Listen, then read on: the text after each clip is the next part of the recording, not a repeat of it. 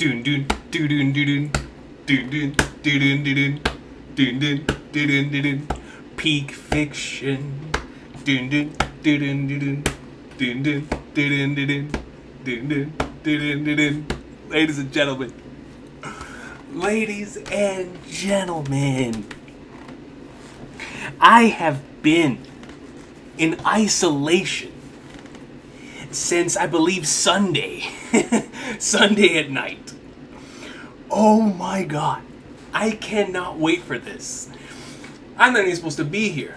My Philadelphia Eagles are playing, and we had a both good and horrible first half that made me mad and smile at the same time. But I was like, man, y'all know me, bro. If One Piece is out, I'm out. Y'all know the drill. And even if my Eagles were playing, even if my Eagles and Manchester United were playing, even if all my sports teams were playing, I ain't missing peak. You feel me? So we are here, man. I know Jalen Hurts will forgive me. I know the Eagles will forgive me. But man, woo! I can't wait. I cannot wait for greatness.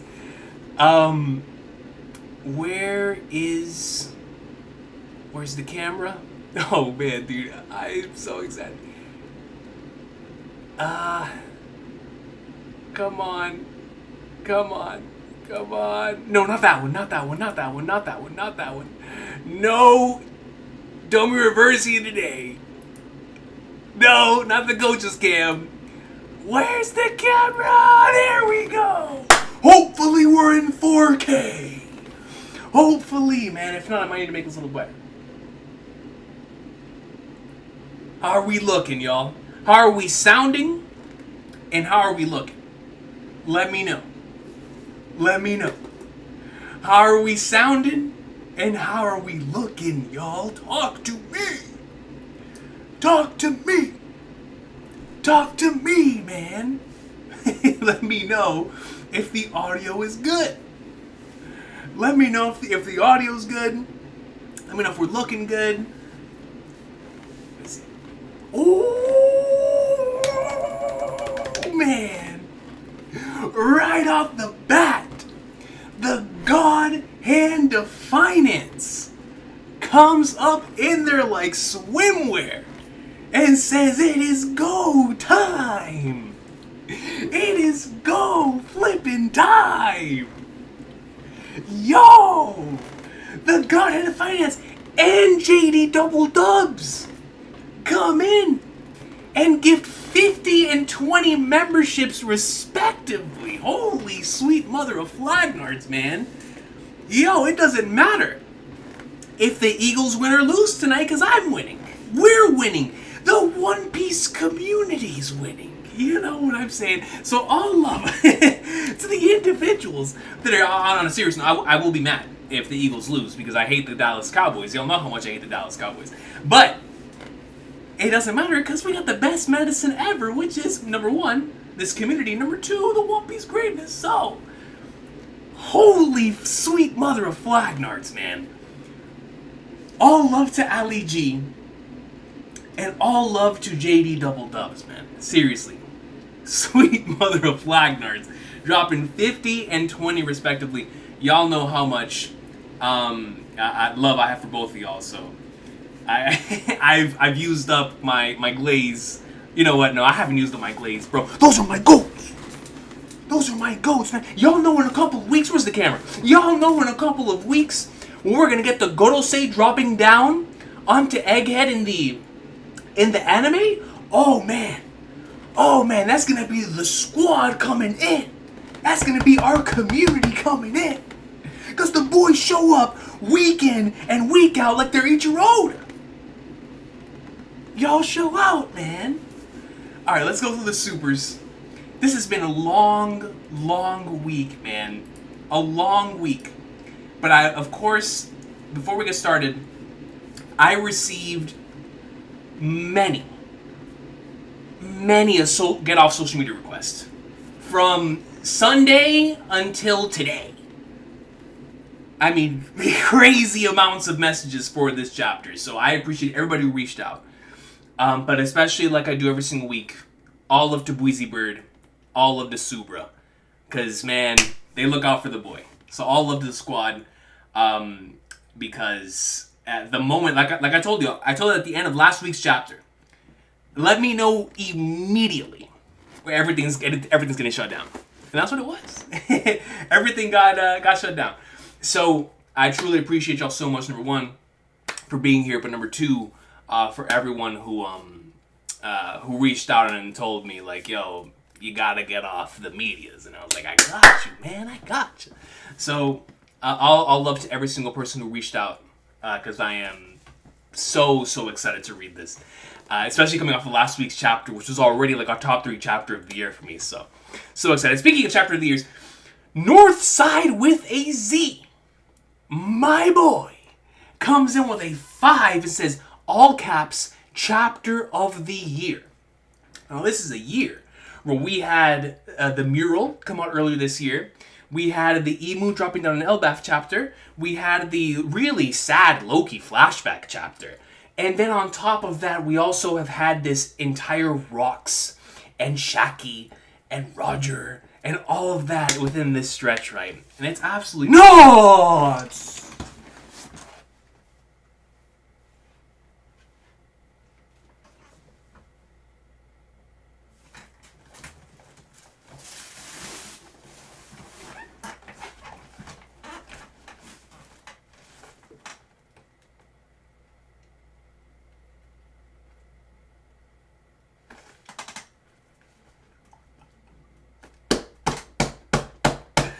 The hype train is going, y'all! The hype train is here! Sweet mother of flag darts! The hype train is going! Yo! The God Hand of Finance comes in and drops another 50 gifted membership. So in how long have we been live? In 15 minutes, there have been 120 gifted memberships. So all love to everybody receiving a membership tonight. It's already seeming like one of those nights. But Ali G, man. All love to the GOAT Ali G, man. All love to you. Shout out to my boy. Ali G's trying to summon his Demetrius Sama at this point. Crazy stuff. But we're not trying to get in reverse today. We're definitely not trying to get in reverse today. But seriously, all love to you, man. Thank you so much, Ali. Goodness gracious. Northside coming in once again. Chapter of the year. In a year with so much greatness. We have had, like I just said, I just listed off so many legendary chapters. That's nuts, man. That's nuts. Thank you, Northside. Followed up with all caps. Josh Pointer comes in with a 10 and says, Rocks Diza back.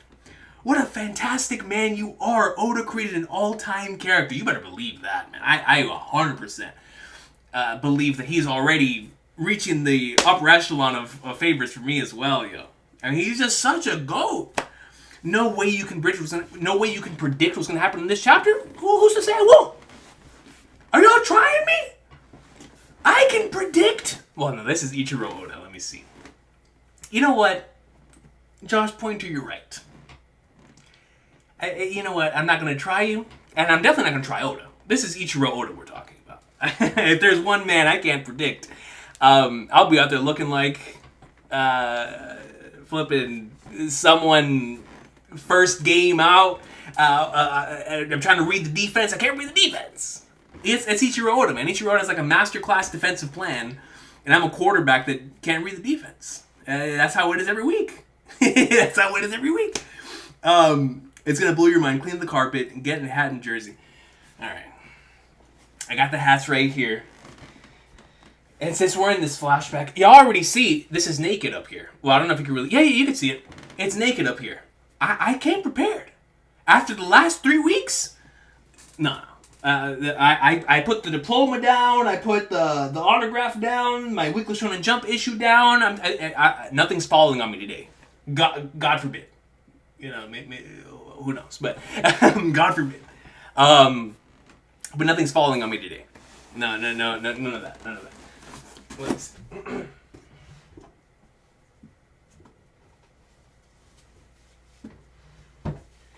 And you know what? Like I said, I'm not even going to think. Both jerseys ready and on standby.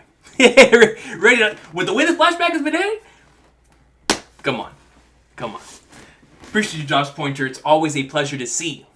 Look, when you have the knockout blow, right, of the Ali G gifted membership and the Josh Pointer all caps super chat, it comes in with greatness. It's never failed me before.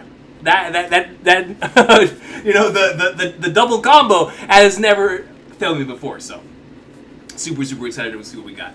But all love to you, Josh Pointer. Thank you so much once again for that. Phoebe, shout out to Phoebe. All love to Phoebe, y'all. All love to Phoebe. Phoebe shows up like when Phoebe shows up, I know it's a special occasion because Phoebe shows up like flipping, like I don't know, like Jink in Hunter x Hunter, or like Shanks in One Piece. You know when you get like a chapter with one of those characters in it, it's like, oh man, it's been a while. You know what I'm saying? So Phoebe, it is so good to see you. All love to you. Hope everything is well. Hope everything is well. Phoebe Kira Tokyo comes in with a 10 and says, just popping in to show some support. Haven't been able to keep up with the chapters since Deltarune came out. Shout out to Deltarune! I know my brother would love to hear that. And now Silk Song, my life is being derailed. We're so excited to try out Silk Song. We're gonna try it out tomorrow and see how it is. But it's been an exciting time.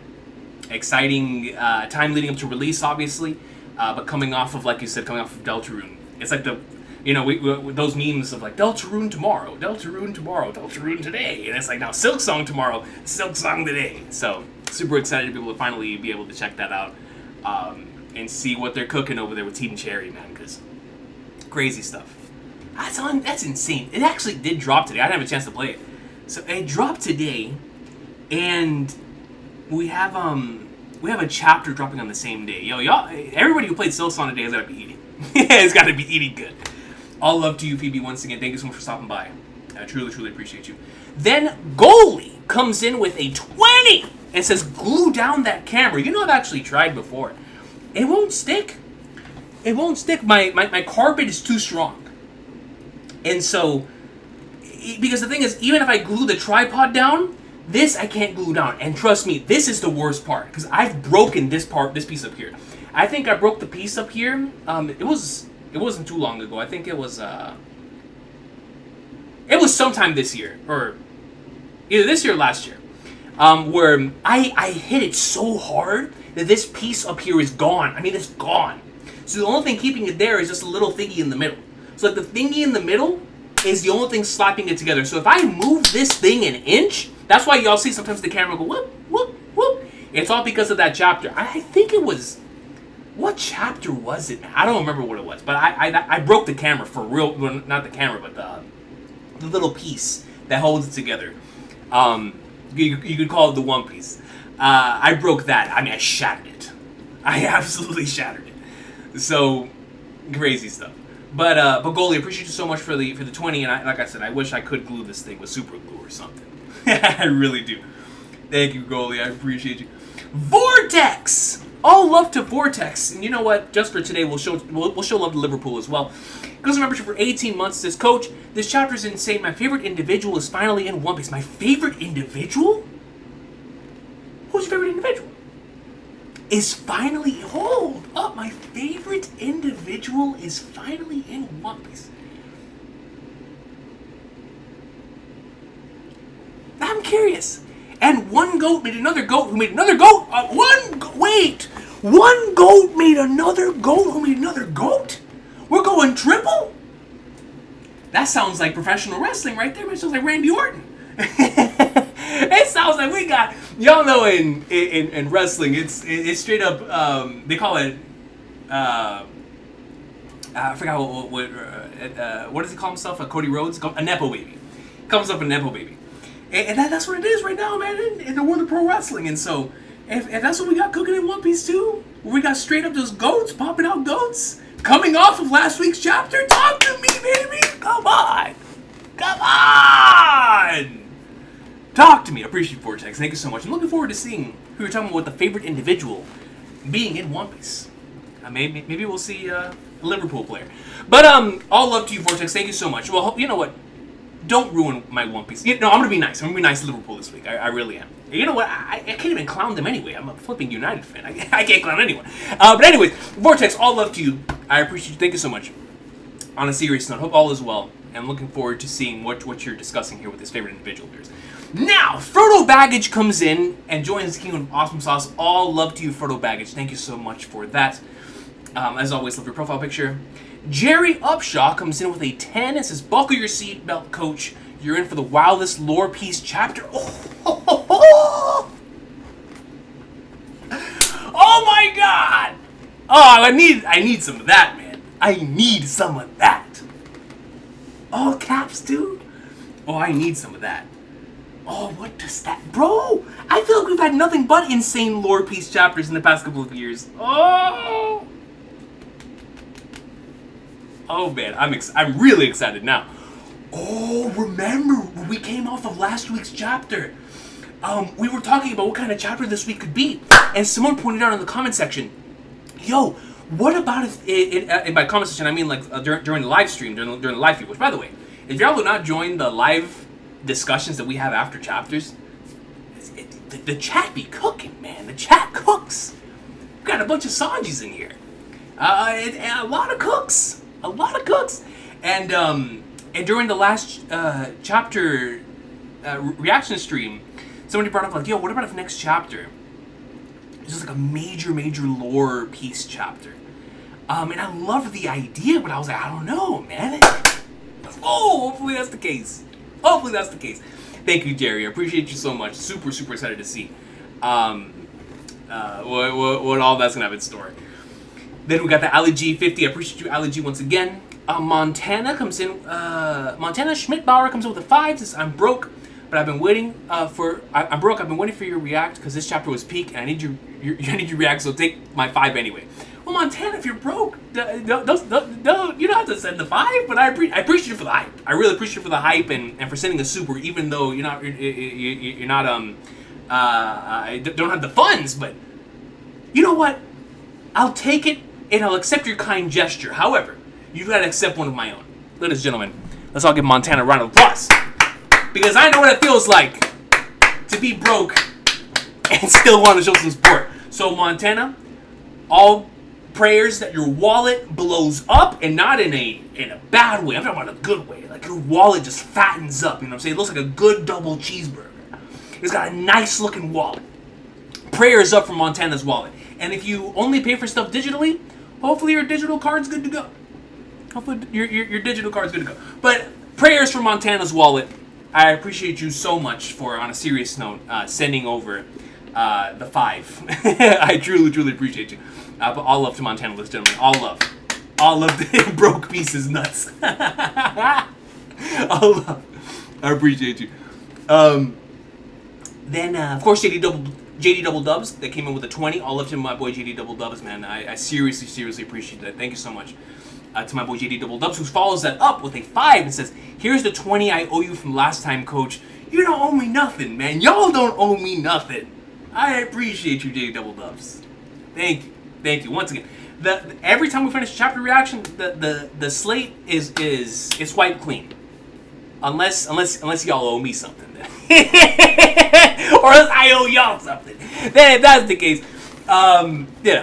we can make it happen. But I truly appreciate the gesture. Thank you so much, JD Double Dubs. I don't remember what the 20 was from last time, but definitely enlighten me when the time comes. But on a serious note, thank you so much for both the super and the gifted memberships. Alejandro Solis comes in with the 2. Says, coach, for the love of Shanks, cement the camera. We can't do it for the love of Shanks. If I were to do anything for the love of Shanks, I would probably glue this entire house to the floor because Shanks makes the entire house shake. You know what I'm saying? It just happens. It just happens. But all love to you, Alejandro Solis. Thank you so much We will try one of these days to cement the camera. I promise y'all. I really do try to keep this thing stable. I really do, because now that this thing is not connected, I genuinely can lose the camera. I don't like if I didn't have the thingy up, I would have lost the camera last week. So, here's hoping that doesn't happen again, because man, I could not find that thing. Evra comes in. Once again, thank you so much, Alejandro. Evra comes in and joins the Kingdom of Awesome Sauce. Appreciate you, Evra. Thank you so much for that. Then Ali G once again with the 50. Appreciate you once again. Sweet mother of Flagnars, man. Mango Buster 24 comes with a 5. It says, yo, one of the rare times I can catch a stream. You're gonna flip my guy. The chapter's so good. On the same day as Silk Song, I'm eating. So you're one of the Silk Song fans that are eating. That is awesome. All love to Mango Buster, who's getting a double dose of both One Piece and Silk Song. That's gonna be me when Trails drops in 2 weeks. Actually, next week Borderlands comes out, so I'll be double dipping into that too. I'll have Borderlands next week, Trails the week after, so it'll be a good couple weeks. Well, do we have One Piece next week? Well, I guess I'll find out. Don't tell me. I guess we'll find out if there is One Piece chapter next week. But thank you so much for that, Mango Buster. Truly appreciate you. Gabriel Nozea comes in with a 10. It says, the peakness of this chapter is real. I'd say we're so back, but we never left. Chapter of the year material. That's the second straight chapter of the year comment. So this is we're cooking some greatness here. We really are cooking some greatness here, if that's what we're gonna get. Bro, y'all know me. I had the mural in my top 10 favorite One Piece chapters of all time. If you watched that top 10 favorite chapters video, I legitimately love the mural as much as I love so many of my favorite moments in the series. If we have a chapter that challenging last week's chapter, which I thought was also a top 10 chapter of the year, oh man, dude, can we get much flipping higher? But you're so right though. We can't be back if we never left. That's a factual statement. Thank you so much for that, Gabriel. Jerry Upshaw then comes in with a 10. It says, message retracted. I'm not sure if what happened there, but if you want to follow up on that, Jerry, you don't have to, of course, super. But if you want to let us know what it is that you were going to say, I will definitely read that. Just highlight it or something. All love to you, Jerry. Thank you so much for the 10. Then Goalie joins the Kingdom of Santa Hats. All love to you, Goalie. Double dipping with a super chat and a membership. All love to you for that. Northside with a Z. Once again, comes with a 5. Says, Camera-sama has cooked this chapter. Don't say that, bro. Can I hold this thing into place? Sama, bro, but the top piece is broken. I feel like, you know what?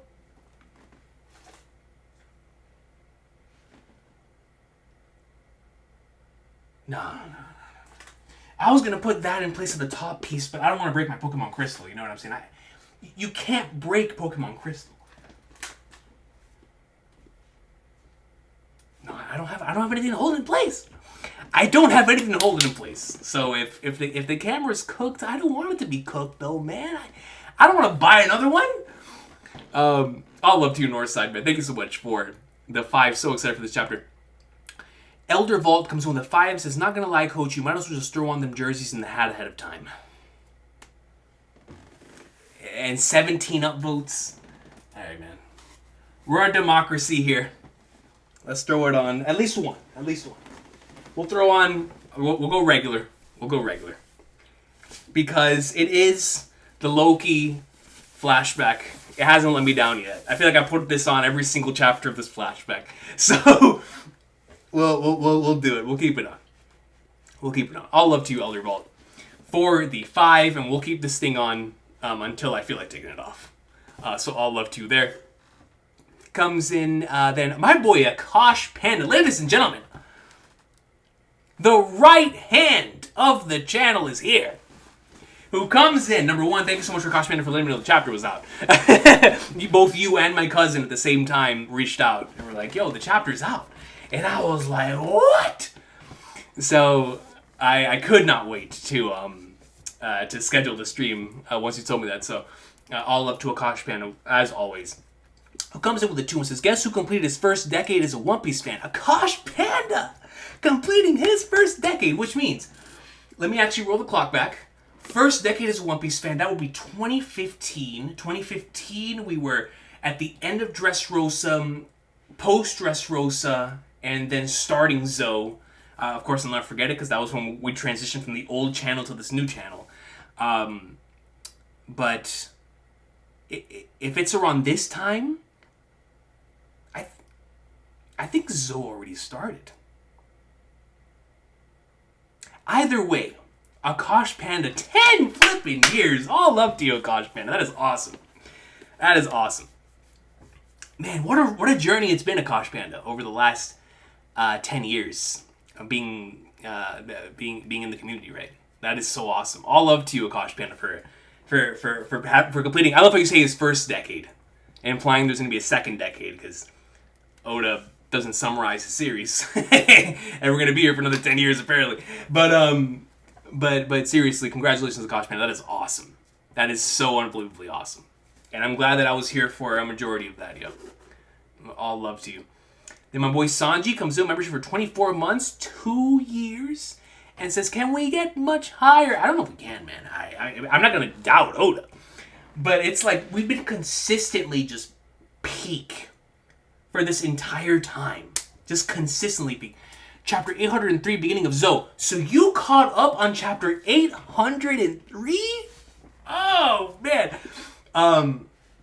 Chapter 801 will always be really special to me because that was the night that we did our very first live reaction chapter or live reaction stream.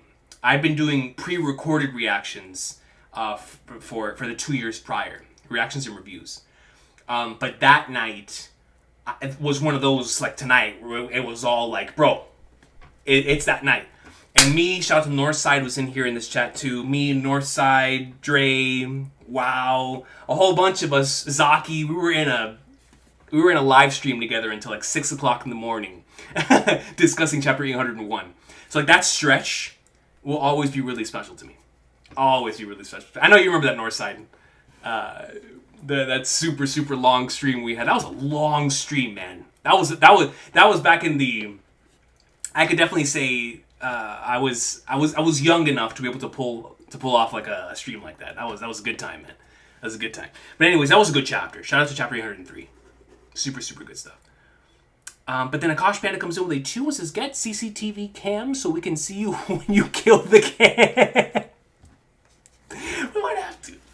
We might have to invest in like another cam to have so when the other one has like we'll have to invest or like a drone or something. Straight up Akash Panda. Straight up. All love to you, man. Then Royal Muffin 23 comes in membership Kingdom of Santa hats. I'll love to you, Royal Muffin. Thank you so much. That's a lot of memberships tonight, man. Mean Green 49 comes with a 5. This is easy 15 out of 10 chapter, and I might even be underselling it. Peak fiction keeps peaking. 15 out of 10 is nuts. Can't wait. Thank you, Mean Green. Yeah, you're right about that. Peak fiction does nothing but peak. Jerry follows up with a 5. Says, I didn't want to spoil it for you, Coach. This chapter's 2 peak. Jerry, you're a goated individual. You're a goated individual. Comes in, retracts the statement, and says, nah, I didn't want to spoil it for you. I didn't want to spoil peak for you. Shout out to Jerry, man. Shout out to Jerry. All love to you, dog. Royal Muffin that comes in with a 5. It says, longtime fan, Coach. So excited, happy to join you all finally for a truly all-timer chapter. Well, number 1, thank you so much for joining us. I always appreciate when a longtime fan it stops by for any one of these occasions. It's always super dope. So number 1, I appreciate you, Royal Muffin, for that. I really do. I really do. But for another all-time chapter, I feel like we've been saying all-time chapter the whole year. All-time chapter, but it's true. It's true, man, which is why I can't deny what y'all are saying. I really can't. But all love to you, Royal Muffin. Thank you so much for that. True Roofers! Oh, heck no. Hold on, I gotta drink some water. We have... This is how you know a chapter is peak. When you have the True Roofers leaving 99 cents. That's like Ichiro Oda himself being like, yo, banger this week. Banger! Straight banger. The True Roofers dollar. Bro, the True Roofers dollar is more valuable than any amount of currency in the history of currency. And I mean that in all seriousness. A true roofer's dollar is more valuable than any dollar bill that you will find on the planet Earth. Any dollar bill. The true roofer's dollar? The true roofer's dollar means peak fiction. The true roofer's dollar means go raw fire peak. That's what the true roofer's dollar means, man. So true roofers comes in with $1. And that, saying nothing because nothing needs to be said. Nothing needs to be said. And then we have our final super chat before we put up the poll. Comes in from the right hand, Akash Panda, with a 2 and says, just get a full Santa costume for the final saga. You know, I've thought about it. I've thought about getting either the full Santa costume or just straight up like buying so many Santa hats that, you know, we should do that. Like, a chapter's so peak that I just leave like a tray of Santa hats just sitting here, just standing, just resting here while I pace around the room trying to process life. I've thought about it. One of these days, after, because you know right now it's like a Halloween season, after that'll be Thanksgiving. After Thanksgiving, I'll go to Dollar General, and if the Santa hats are cheap enough, we might just do that. we might just do that. But all love to everybody. It is time. We have gotten through the supers. Get a Santa beard. Yo, that's facts, lazy mofos. Let's go ahead and read the title. Paid off my entire student loan with a single true roofer's dollar. That is facts. Alright, ladies and gentlemen, are we reading the title? Are we reading the title? Oh, this is how I really know we are in for some peak. Because on my end, it's saying the stream is struggling to stay on. I'm in 144p. I'm in 144p. This only happens for peak chapters now. I shut off my the Spectrum TV that I was watching the Eagles game to make sure that this wouldn't happen, and it's still happening. So I should have just kept the game on. I should have just had the Eagles game on in the background. But you know what? We're here. We're here, and I don't care if we're in 144p. I've told you all this before. Whether we're in 4K, 1440, 1080, 720, 480, 360, 240, 144, or 96p. We are going to be in like swimwear in such a manner that not even instant messenger slama can stop this, and I mean it wholeheartedly. We're on a high today. My Eagles came out today with beautiful, brand new 2024 Eagles Super Bowl rings. And we dropped a banner. And on top of that, I saw my boy Messi drop in 2 bangers in his final home game in Argentina.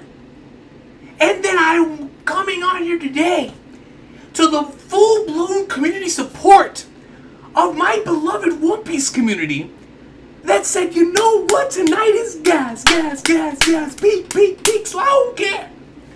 Whether we stream this thing in 96p or we do it in 4K, it ain't gonna change the fact that we're about to read the latest installment in that Elbaf greatness of the best-selling manga in history.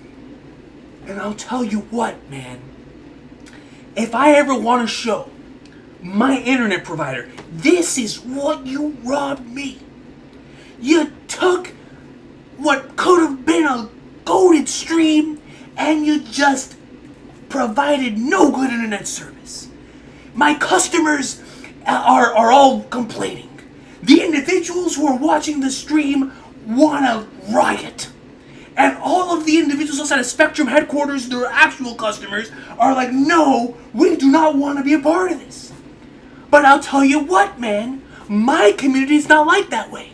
My community says, come hell or high water or heaven in the high dollar, we are gonna be in there to watch a crazy, about to be 30-year-old man lose his mind over the best-selling manga in history. And I'll tell you what, I wouldn't change it for anything. I wouldn't change it for an Eagles Super Bowl ring. I wouldn't change it for United Champions League. I wouldn't even change it for the Philadelphia 76ers to be relevant again. I wouldn't even change it for Luke.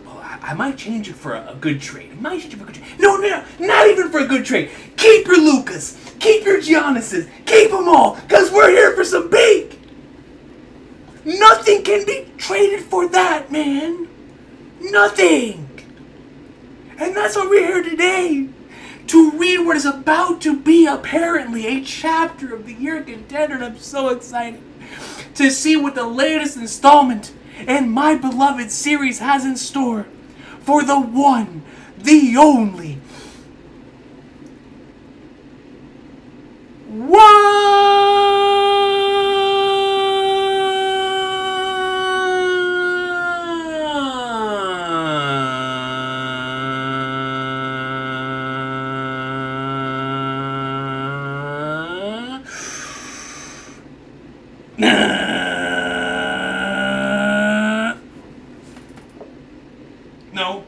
No water today. We're going in raw. Peace.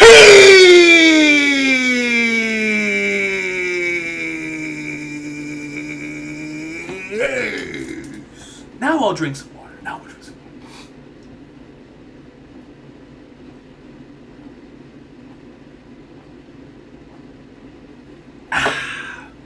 That felt good.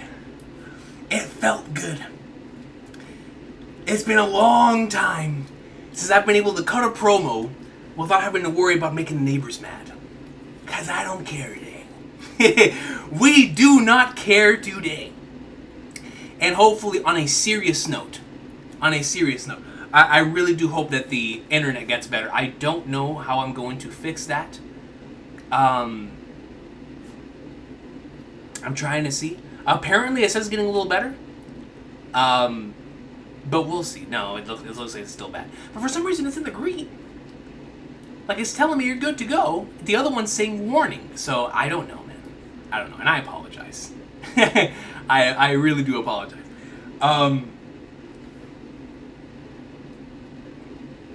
Okay. Are we good to go?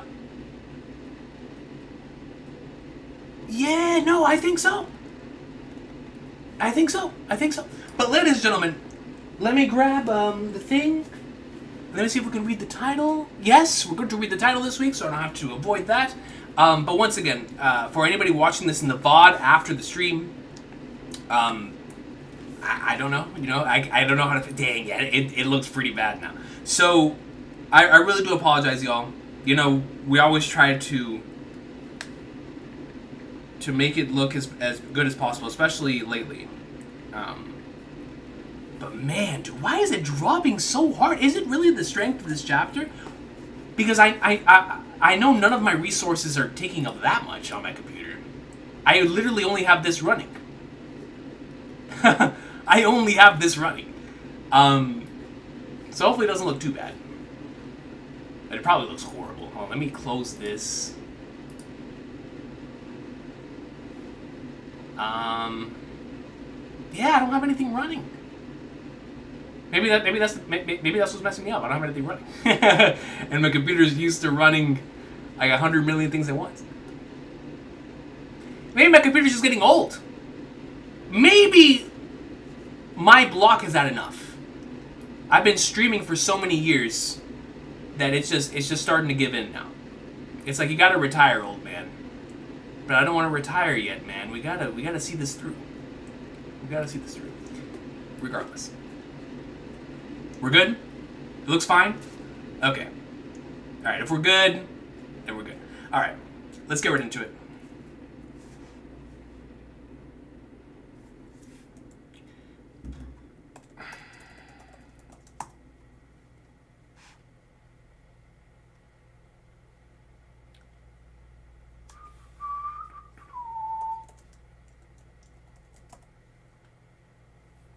Alright. One Piece. Not this again. What are we doing, bro? Okay. Oh, not too many ads. No, let me not jinx it, but not too many ads. Not too many ads. All right. Hopefully, on a serious note, it looks good, and we're just gonna read the chapter. we're just gonna give you. Let me see. All right. Let me double. All right. Once again, I greatly apologize, y'all. I can only hold on.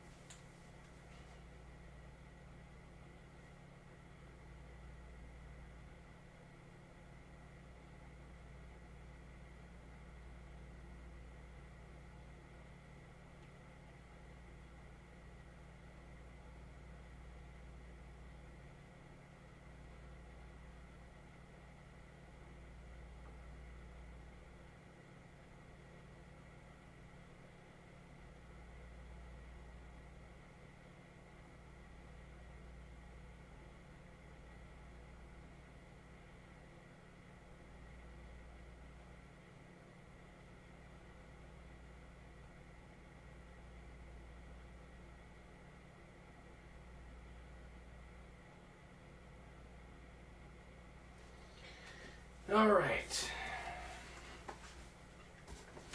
Okay. I did what I could. Stream. If the stream doesn't get any better, then it's all right.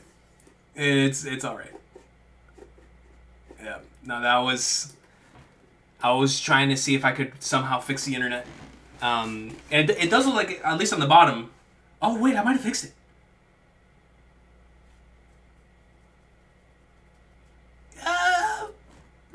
Not too bad. All right. Anyways, time to get into the chapter. Let's do it. Chapter 1159, titled "The Island of Destiny." God, that.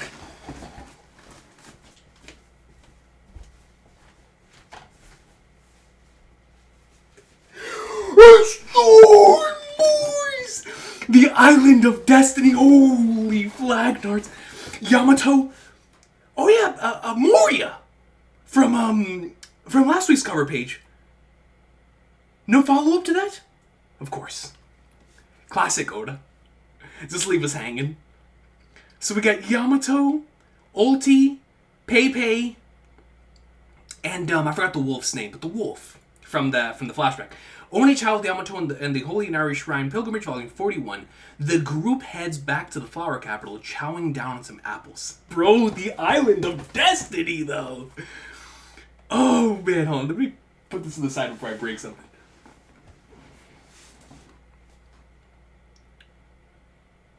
Notes, One Piece Day is shaping up to be an excellent event. Enjoy the family atmosphere, okay? Oh, so this was probably written a couple of weeks ago. Also, Oda wrote this chapter for One Piece Day. Interesting, so it goes to show how far ahead he is of, before we get a chapter. I know we've always been like 2 to 3 chapters ahead, but that's just it. That's very, very interesting.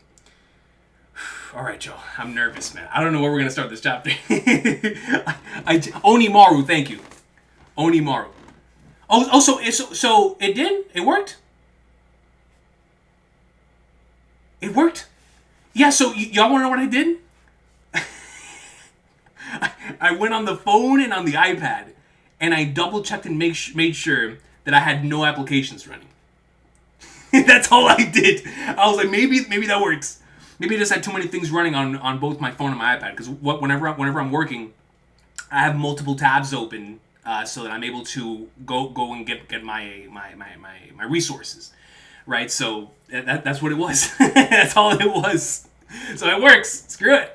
Let's flip and go, man. We just stop putting stress on the camera. So that works, man. Let's go. I'm looking HD. We love to see it, baby. 4K. 4K, baby. All right. Let's see, man. 39 years ago, Hachinosu Pirate Island. Did you look everywhere? And it's raining, man. It's storming really hard. Don Marlin and the others were killed. Wait, what? Capone's pops? They were on guard duty last night. The Don couldn't protect her?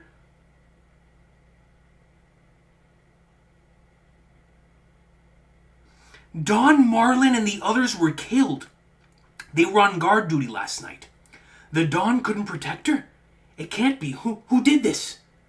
And we see Don Marlin on the floor, man. Dude! Right off the bat, somebody getting offed. What are you saying? Rux. And Whitebeard. Someone kidnapped our Someone kidnapped Shaggy?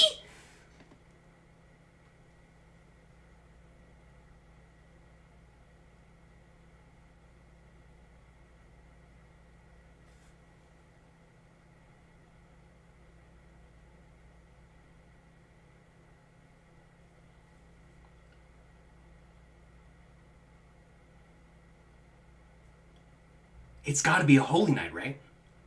We've talked about this possibility for a very, very long time. Like, a very long time. That once the idea that Shaki could be the centerpiece of God Valley was brought into play, the idea of her potentially getting kidnapped was something we've been discussing. But now that's actually been brought into the manga. It makes you think it's gotta be a flipping holy night, right? Because they're the only ones that can travel through dimensions and get out of there. So, but if it's not a holy night, then I'm even more curious. Someone kidnapped our Shaggy. So, and this must be the same individuals that took out the Dawn, ripped the Dawn, and the others that were on guard. Someone kidnapped our Shaggy. It only took the perpetrating party a few hours, but they left behind no trace. It's gotta be a holy night. It's gotta be. Bro, they're the only ones who can travel through dimensions. They left behind no trace.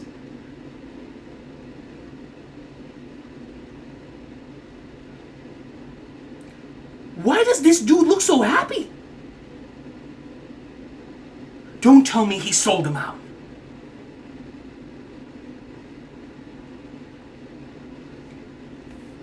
He's got money in his hands, and he's happy as flagnards.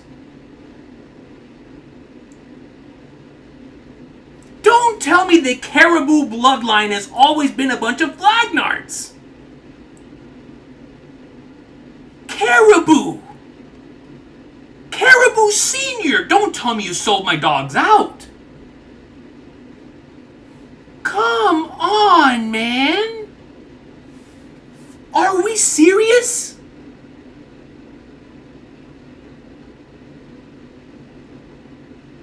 At least Caribou Jr. went about his business with a little bit of dignity. Caribou Senior's a piece of garbage!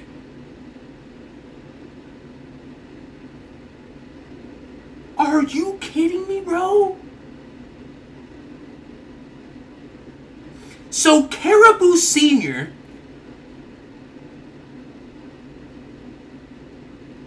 was the one who gave the information away for kidnapping Shaggy, and one of the reasons why they left behind no trace.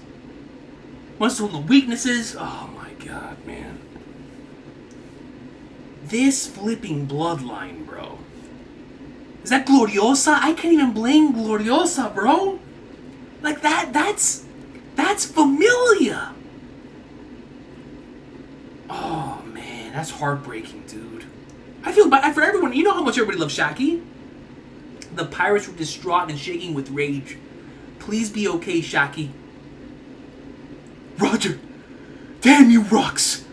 How could you let this happen? I'm gonna kick your behind. I can't blame Roger either.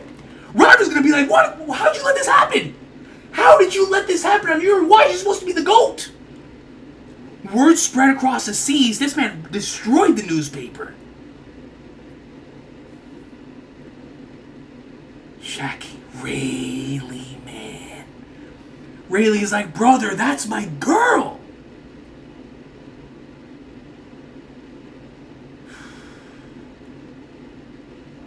Dang, dude.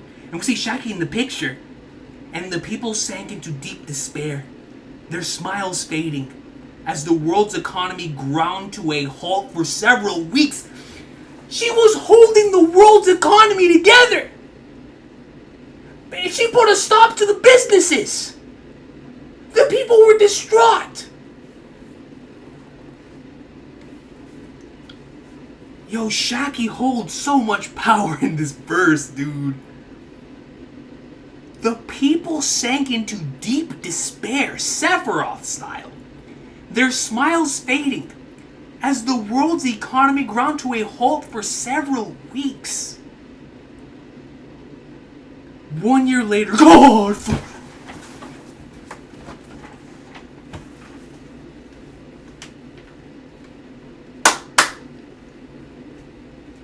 Shaki, we coming!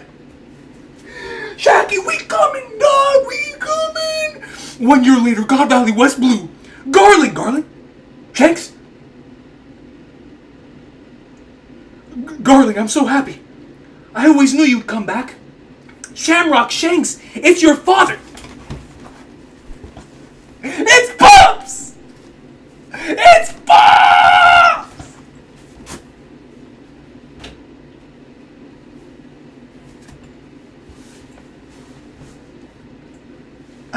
You can't mistake the crescent moon! You can't mistake the crescent moon head for not being Pops! He's Pops, man! He was Daddy the Father the whole time! Daddy the Father! Not the real one, but in name only. In name only, man. Daddy the Pops! Confirmed! That's Pops, man! That's Pops! Is that Shanks' mom? So here we go. Oh man, I can't wait to see her, dude. Twins, huh? How precious. Look at Shanks and Shamrock, bro. Yeah, they're your kids. Why don't you stay here with me? Gah. You see Shamrock reaching out? Well, if we were to share a home, it certainly wouldn't be here. This island won't be around much longer. Oh, he knew. Because obviously Garland was the one who proposed the hunt at God Valley, right? Because he discovered something. So he knew upon that discovery, reporting it to his Semester-sama, that would lead to the island eventually getting Lelucia, or God Valley to a certain extent. So I wonder if he said that because of that, or did he say that because he knew pirates were going to converge at this one point? I'm curious. I'm definitely curious. Besides, I've already secured a worthy bride for myself and placed the order. A worthy bride besides Shanks' mom? Besides, I've already secured a worthy bride for myself and placed the order. She will be mine provided I triumph in the upcoming tourney. In the tourney? This man's going in the dark tournament? The tourney.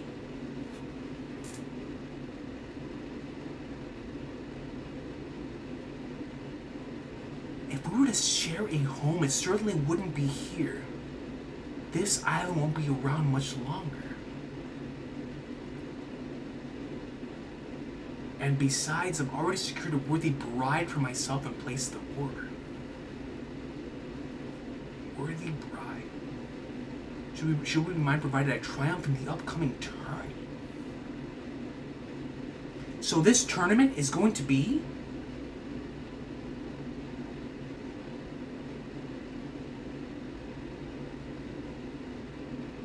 And you see all the ships coming in. So is this the God Valley incident? Shaki! Shaki's the flipping bride! So he did want Hold on. I gotta keep reading. Because that's gotta be it though, right? That's the only person I can think of! Wah! He shot the mom! No, he stabbed her. That's even worse. Carling.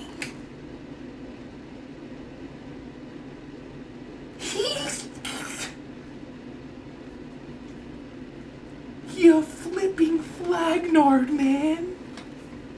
How could I rep you? How could I say for all this time I'm Saint Figurland Recon if you're gonna stab your own girl? Come on, man. I was just hyped for you, brother, and you let me down. He let me down. He's an L-Pops. He's an L-Pops, man. What a flagnard. Begin the preparations. No tears to be shed. Yes, sir, making landfall now. What a piece of garbage. Navy ships from the world government? They surround the whole island. Are they searching for some vile criminal? Get the children inside. Limit yourself to tranquilizer rounds. If they don't resist, just capture them.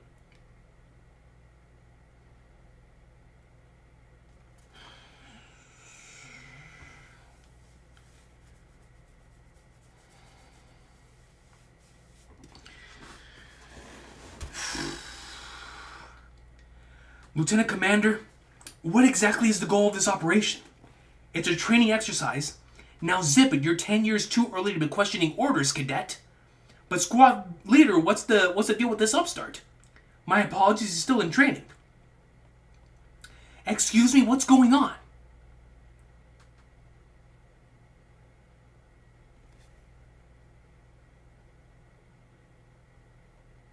Excuse me, what's going on? Do not resist, keep still. What? Run, they're capturing everyone. But why? These are just ordinary civilians. Don't question it, there's no room for personal doubts when following military orders. Just focus on completing the mission.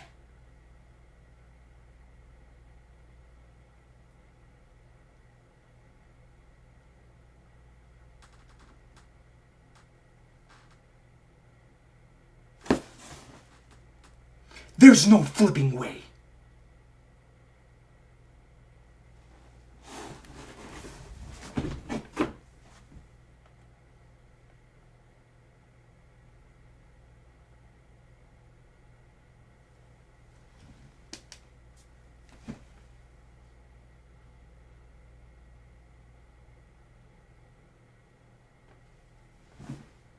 Hello? Dog, that's Luffy! It's that flipping dragon? So he was he really a Marine? Were we right? Were the legends true?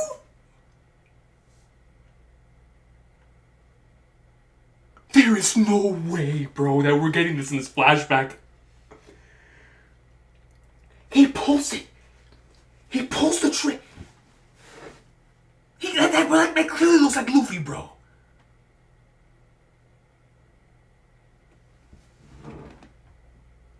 Stop telling me.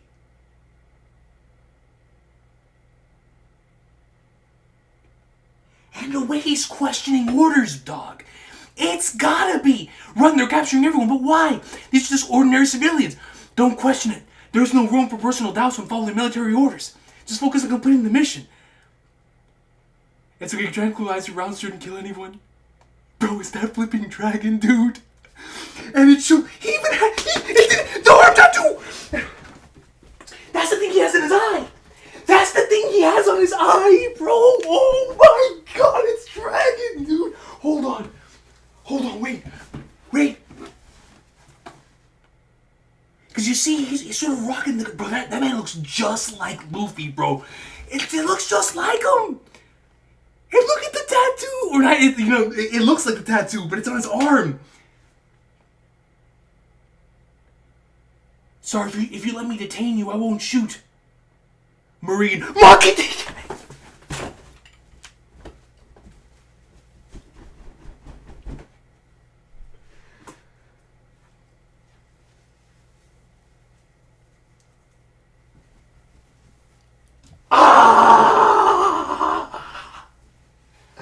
Let's go!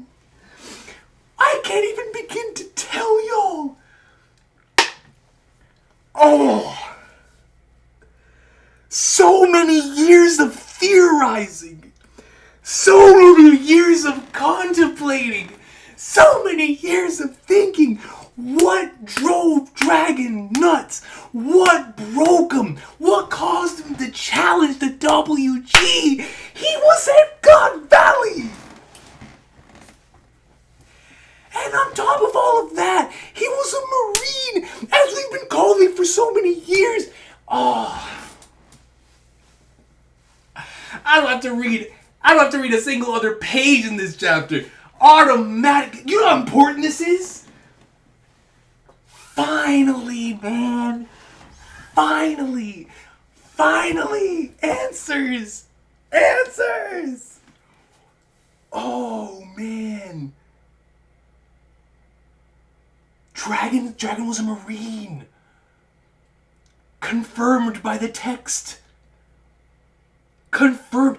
Bro, because I was like, this man looks so much like Luffy. And he's going back against orders. And then he's got the flipping arm that looks like it's his eye tattoo. Marine Monkey D. Dragon, dude. Holy flagnards. So he was at God Valley. God Valley is the most important event in the history of the series, right? I mean, it has to be.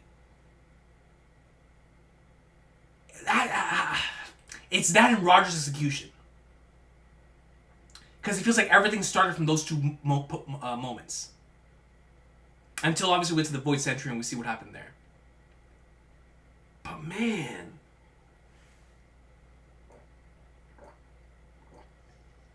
Marine Monkey D. Dragon, future Supreme Commander of the Revolutionary Army, father of Luffy. Dude, he looks so much like flippin' Luffy though, bro. Look at the hair. Look at the hair. Yo, look at the hair. Look at the hair. It was like Gear 4 Bound Man, dude. With the way that the circles under the eyes. Like, come on, man. Dragon was a Marine! Bro, like, so many things make sense. Because like I said, theories are only theories until confirmed. But when they're confirmed, it's like it all starts flooding back. Like, what about the Akainu connection? Now I want to know, man. So, was God Valley the thing that made him turn? Was God Valley the thing that made him want to become a revolutionary? Was God Valley the thing that sent him over the line? Was God Valley the incident that truly made him decide on this path?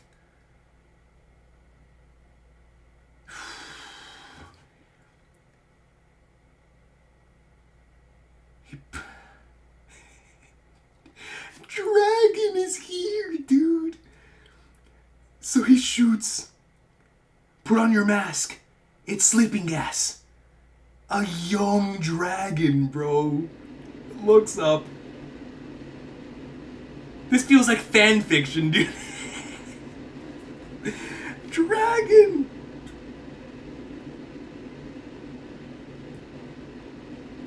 What in the flying flagnards?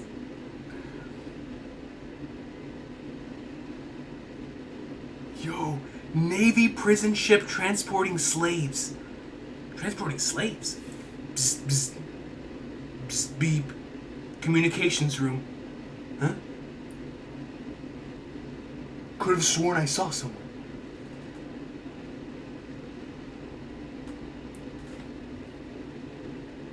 Guinea? Guinea! Oh, no, my camera. Hold on. I'm not losing you today. I am not losing the camera today. Nope. Not today. Not today. We're not losing it today. We're not losing the camera today. Are we good? I think we're still live. I think we're still good. I think we're still good. Big bro. Yo, look at the squad. Eva, Guinea. The whole Revolutionary Army can be tied back to the God Valley incident. I mean, Guinea technically was the individual who started the entire thing in the first place. So now we're seeing how all of that connects to the stuff we saw in the Kuma flashback, which is so incredibly fascinating. Let me put this right here. Big bro, no! Big bro, Guinea, you're safe. What a relief. I did it. Now it's up to the informant to relay it. Don't be loud, you two, and don't do anything rash. You'll get us punished too. Punished? It's the squad, man. It's the squad! It's the squad! My ribs! Moron, do you want... Listen, what have I told y'all for years? Ivankov in a chapter has never failed. Look at Ivankov's track record. Every arc with Ivankov is like S tier. Every arc that has Ivankov in it is S tier. I'm not making it up. Go back, view the facts, and look. Just look at what the manga presents. Every arc with Ivankov in it slaps. It's just facts. It's just facts. Moron, do you want to die with no knowledge of where they are tanking us? You need to try if you want to be saved. Miracles are not so easy to come by. Big bro, Kuma! The slaves are getting rowdy. So there are still slaves with spirit. Cypherpole and... Cypherpole? What is this chapter, bro? Dragon! The rest of the revs? Garling took out Mom! Not Big Mom, but regular Shanks Mom. Cypherpole Intelligence Bureau. You have more absurd intel? What is it this time? Don't be coy. You guys have some big news!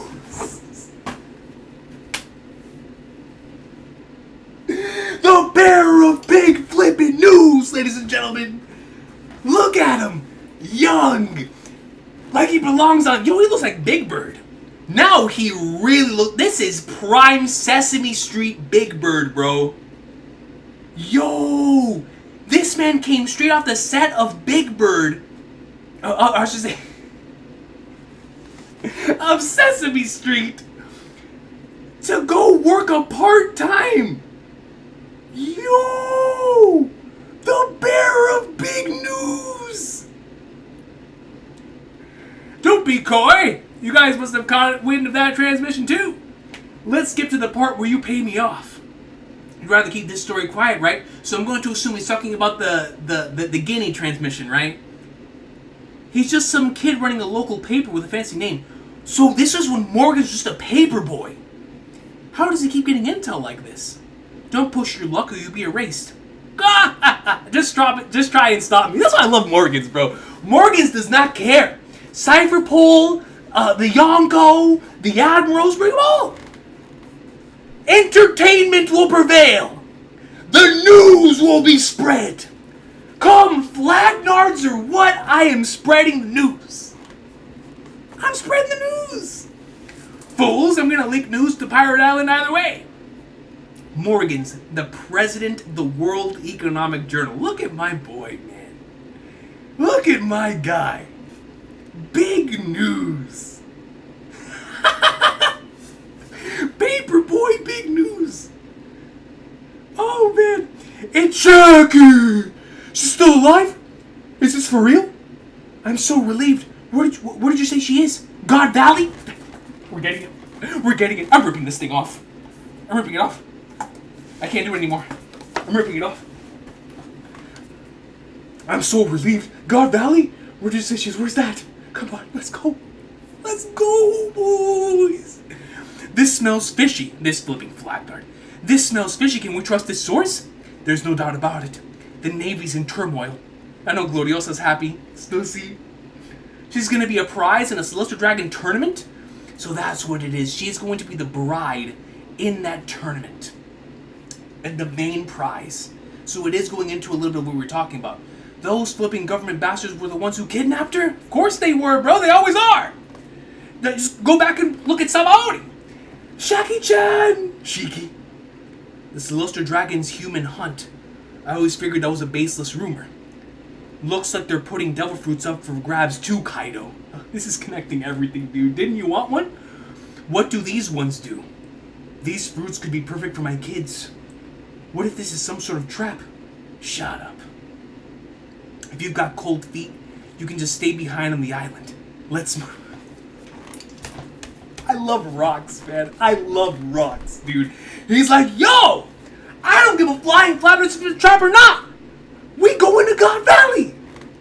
Are you listening to me? We are going to God Valley, man. That's it. That's it. Roger, pirates. Get on, where's God Valley? It's pretty far, but we should make it in time. Y'all are with me, right, fellas? Of course we are! Rox is already on the move. We can't let him get ahead. It was an unlikely turn of events, but this small leak. Shout out to Guinea, man. Shout out to Guinea. Shout out to the Revs. You know, we always hear the Revs don't do anything in the series. Shout out to the Revs for doing something here, man. Dragon did something. We saw Dragon do something in the manga. This chapter is monumental. Dragon did something. He shot a tranquilizer gun, ladies and gentlemen. I don't know if y'all understand how big that is. The man who always looks west or east shot a tranquilizer gun in this chapter. And the rest of the Revs, before they were known as the Revs, popped off the God Valley incident. Shout out to the Revs, man. Shout out to the Revs. Before they were the Revs. It was an unlikely turn of events, but this small leak, it seems Roger's headed there too. Garp. Lead with that next time. I'm on my way. Led to the mobilization of all the toughest men on the seas. What is that ship? Dude, that ship is huge.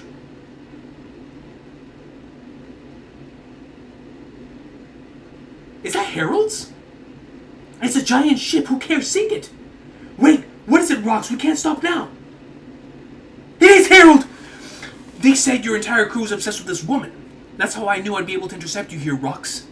You know, if we fought without any regard for your own lives, we could sink your puny little ship with ease. See that vessel over there? It's a government surveillance ship. So you're still trying to curry favor by playing the government's lapdog?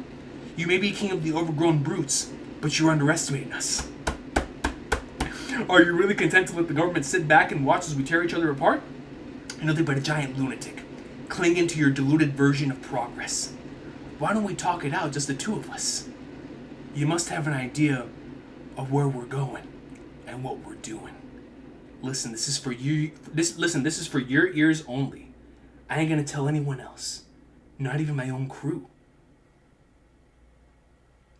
So they went in a separate place. He's pouring something into a sake cup, and it's just the two of them. You must have an idea of where we're going and what we're doing. Listen, this is for your ears only, and I ain't gonna tell anyone else, not even my own crew. Your Majesty, why talk to him? That bastard, we don't have time to take it easy. I bet even now my Shaki's calling for help. My Shaki. I've got a hidden name. It's David.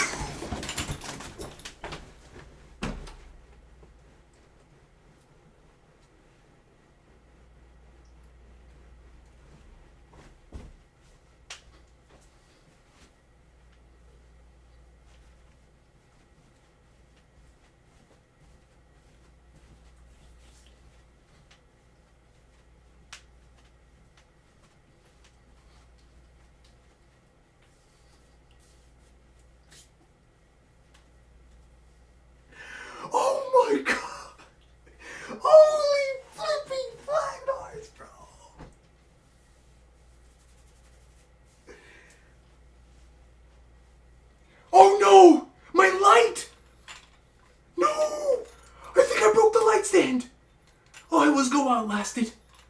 Hold on. No. You know what? Who cares? Who cares? Who cares? It's Davy D's back, bro. Davy D. So that means Blackbeard is Davy D? Oh my god, bro. Can this chapter get any crazier? Dragon was a Marine. And Rox's real name is Davy D. Zebek. So Davy Jones was a D.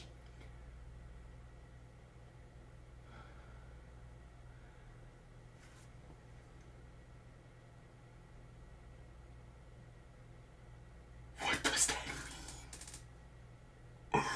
What does that mean for who we thought Davy Jones was? What does that mean for him being a Davy Jones worshiper? What does it all mean, man? Davy D. Zebek. God, that name goes so hard.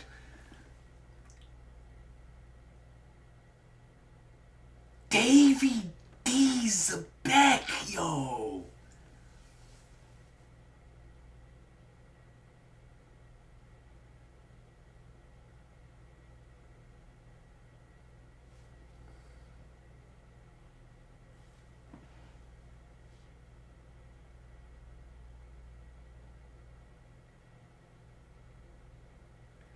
You're not really called Rox? I reckon the world government's been trying to erase this specific name for a long time. Why? Why that name? Emu only gave Rox the light of day when Rox said, I'm a Davy Jones dude. I'm a Davy Jones guy. I reckon the WG has been trying to erase this specific name for a long time. It's tied to the lineage of the legendary pirate Davy D. Jones.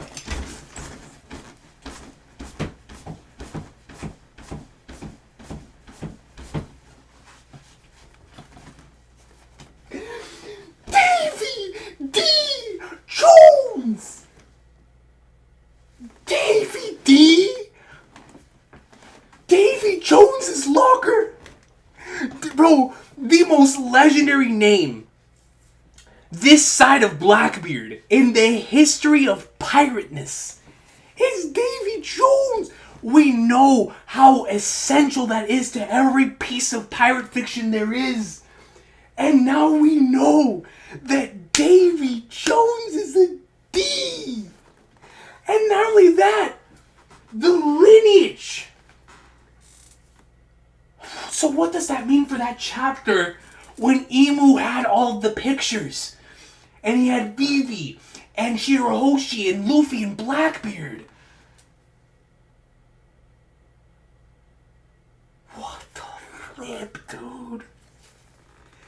Davy D. Zebek and Davy D. Jones. Davy D. Jones, yo. That just sounds crazy to me. The WG has been trying to erase the specific name for a long time. It's tied to the lineage of the legendary pirate Davy D. Jones. The name still commands some influence in the underworld even now, but it's barely scraping by. Holy flipping flagnards, bro.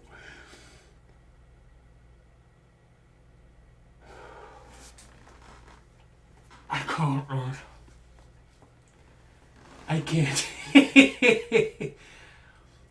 Dragon was a Marine.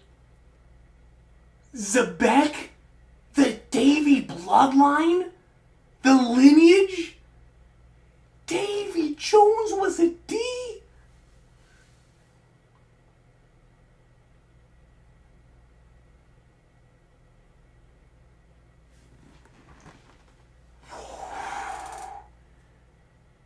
I ain't sure if the timing was good or bad, but 2 years ago I had a kid. Do tell? Which one? Which one, bro? Rox, man, talk to me. To keep them totally safe, I sent my family away. To keep them totally safe? Rox.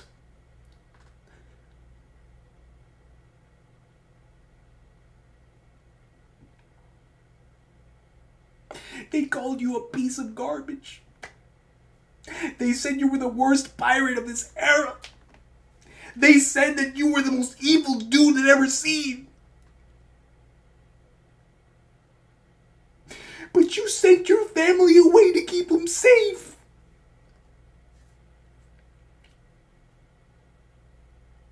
Rox is the flipping GOAT, man.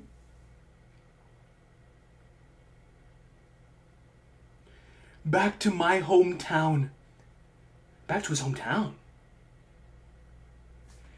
To keep him totally safe, I sent my family away back to my hometown. I told them to count on the Davy clan. The Davy clan. The Davy back fight, bro. Now we understand why he got everybody by doing Davy back fights. The Davy clan. Blackbeard, man, the lineage continues, bro. I ain't sure if the timing was good or bad, but 2 years ago I had a kid. To keep him totally safe, I sent my family away back to my hometown. I told them to count on the Davy clan. Rocks. I see, so your kin, your wife and child are back in your hometown. But why are you revealing your weak spot to me? My hometown is God.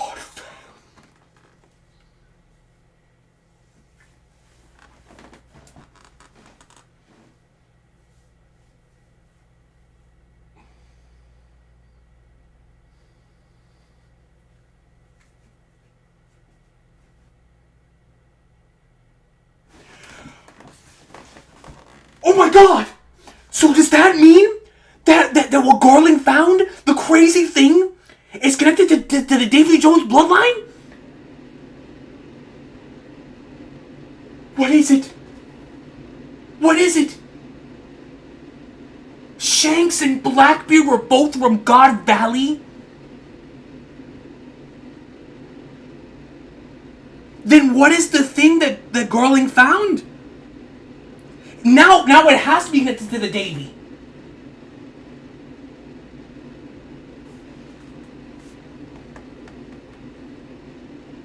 So your kin, your wife, and child are back in your hometown.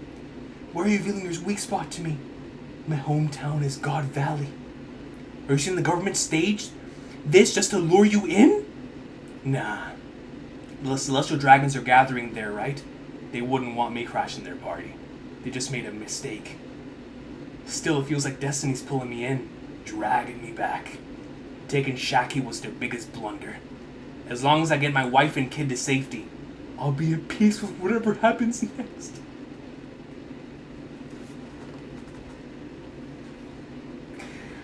Rox is genuinely the most goated individual ever, bro.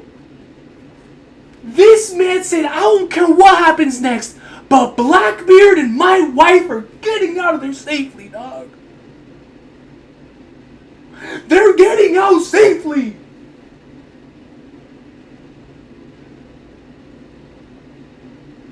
Taking Shaki was their biggest mistake because that forced me to move. Had you never done that, I wouldn't even touch this place. Would have been safe and good to go. Safe and good to go. But you just had to do it. You just had to do it.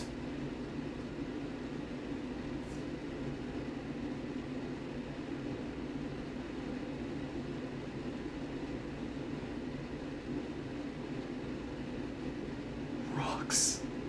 Rocks. Rocks! As long as I get my wife and kid to safety, I'll be at peace with whatever happens next. But if luck does... But it doesn't feel like luck's on my side anymore, Harold. Lend me a hand. No way, I'm gonna sink you right here, right now. Is that so? Bring it on. Don't interfere. It's hard to believe, but every 3 years, the Celestial Dragons choose an unaffiliated nation rich in resources. You cowardly rat! It explodes, and turned it into a hunting ground where they slaughter all the natives for sport. Help us! How can this be allowed to happen? Shaggy. Oh my gosh, man. It feels like Sabah Archipelago all over again, dude. And she's just in the middle. Look at how crazy. And you see all the chests. 1, 2, 3, 4, 5, 6, 7, 8, 9. 9 chests. Shaggy. The day of the God Valley incident. The day of the God Valley incident. We now present the grand prize of this tournament. Beyond all the rare devil fruits up for grabs. In one of the calm belts of the Grand Line lies the Isle of Women. Behold their former empress, the most beautiful woman in the world. Her name is Shakuyaku. The winner can decide whether to take her life or whether to take her as a wife or a slave. Wow, she's gorgeous. I want her. Since her capture, she's been kept spotless and pristine in every way. She's the very definition of a priceless treasure. What an amazing prize, Summers. Summers? That piece of garbage was here too?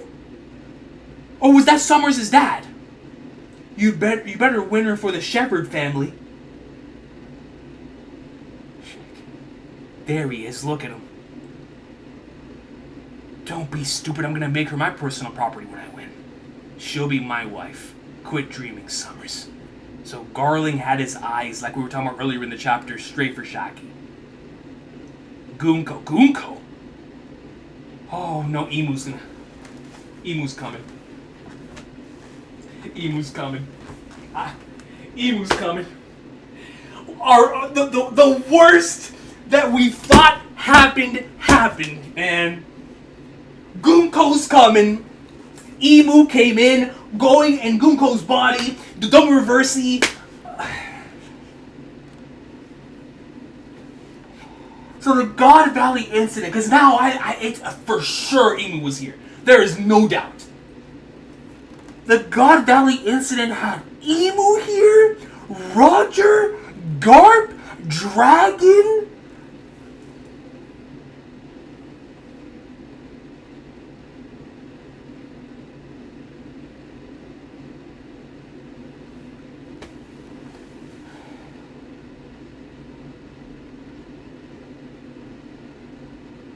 This is the best flashback. I'm sorry. The Kuma flashback I love with every fiber of my being. The Odin flashback I love with every fiber of my being. The Robin flashback I love with every fiber of my being. The ASL flashback. I love so many flashbacks in this series. Laws, Nami's, Choppers, Brooks, Frankie's, you name it. The Nolan Colgar, I love it. I love them all, man. But this is genuinely some of the best stuff in the entire series. It's just been happening back to back to back to back to back, man.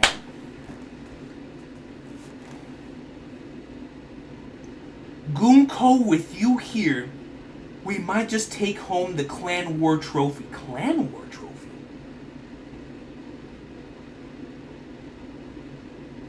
As in the Davy clan.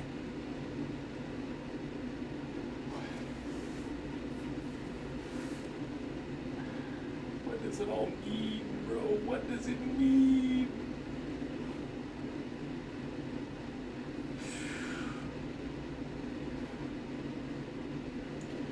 Please help. Dragon! Please help. My kids. You have to get them off the island. Please help. That's definitely Dragon, bro. My kids, you have to get them off the island. Don't let them take them. Come here, teacher.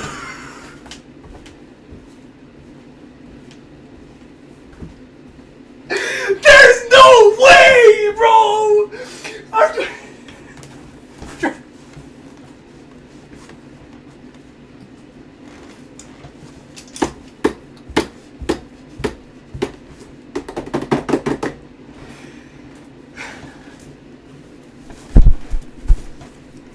It's taking everything in me, not to say Elbaf top 1 right now, man. It is taking everything in my being Did not say LBF top 1 right now, bro.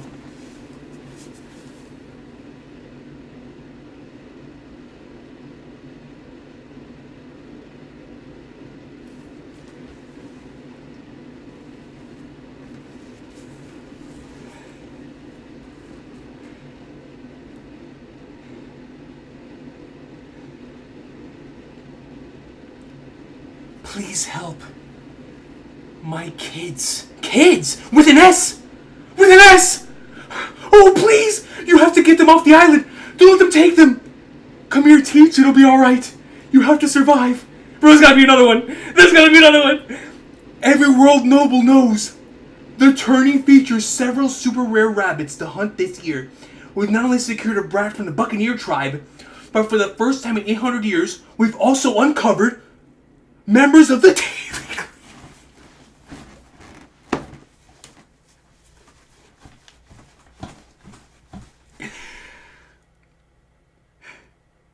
And that's the end of the chapter. Y'all. I mean this with all sincerity. With all sincerity. The mural is still my favorite panel of the year. But as far as an entire chapter goes, it's gonna be... I feel like next chapter has the potential to be even better than this one.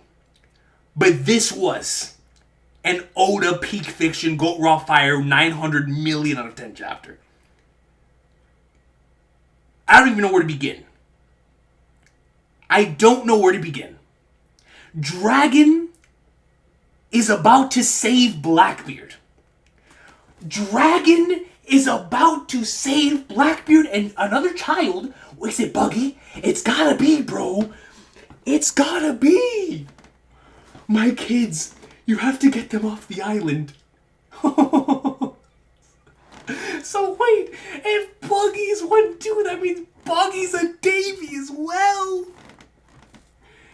Davy D. Teach, man. So this is what Garling found. What Garling found was Blackbeard. Garling found Blackbeard. Blackbeard was the prize. Blackbeard and his mom. Both...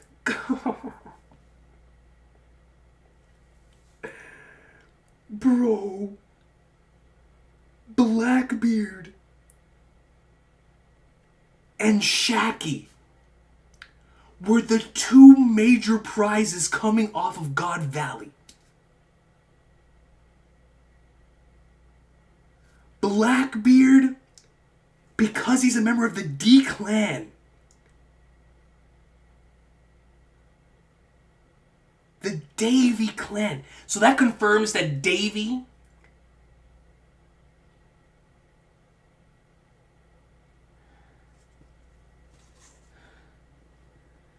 bro.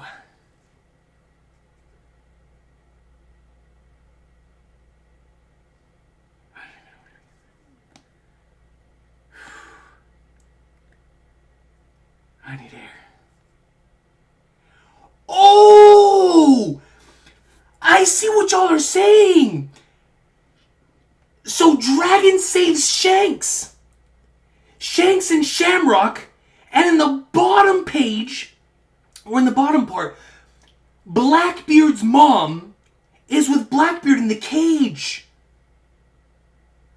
Oh, so Dragon saves Shanks. And then we have Shanks, of course, eventually getting to Roger. So then, how does Garling end up with Shamrock? Why in the world is Shamrock with those pieces of garbage? They threw you to the side. Shamrock, why are you still with them?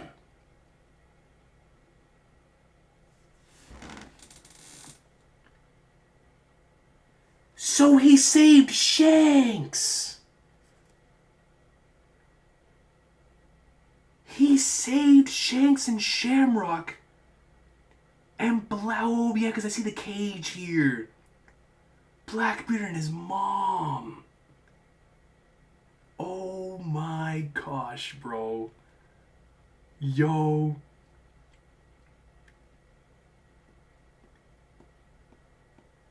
What did I just read, man? Yo, man.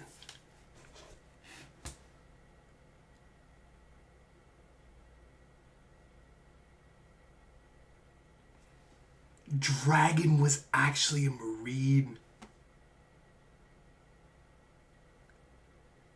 The treasure that they found at God Valley was Blackbeard.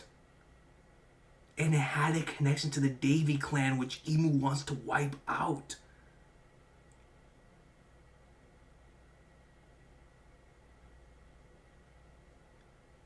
So now I have to wonder, were Davy Jones and Joy Boy the Luffy and literally the Luffy and Blackbeard of their era?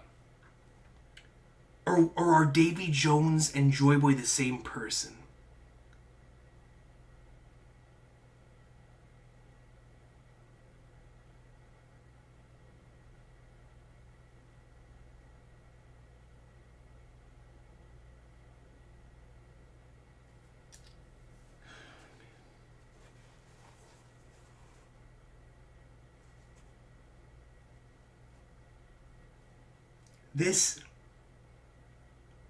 This chapter was otherworldly, bro.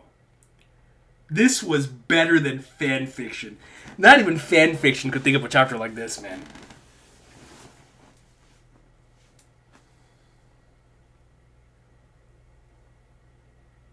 Dragon was a Marine. And then the Revs, Big News, Morgans. Rocks, you legend, Rocks. I love you, Rocks. All you wanted to do was take care of your family, bro. Keep them safe. What a king, dude. And so next chapter's the God Valley incident. And there's no break. There's no break, yo. We're getting God Valley next week.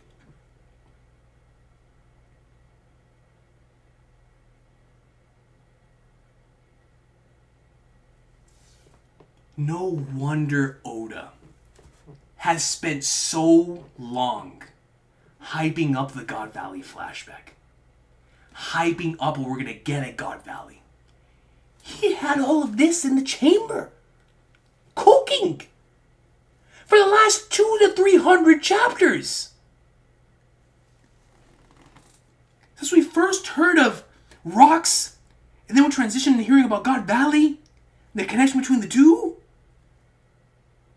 I mean, and then when you think back to it, bro,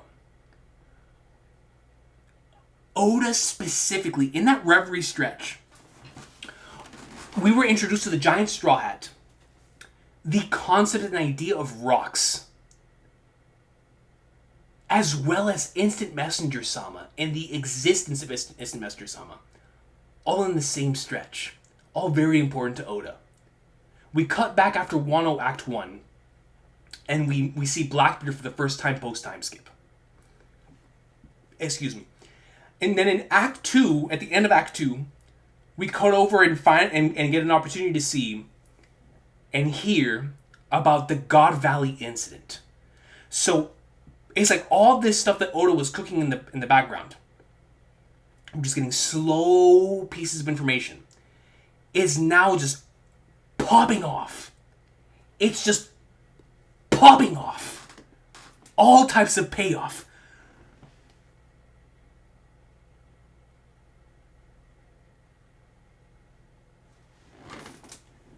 Good Lord, Mattia Cerulli. Goodness gracious. Holy sweet mother of Flagnards. Davy D. Zebek, Davy D. Jones.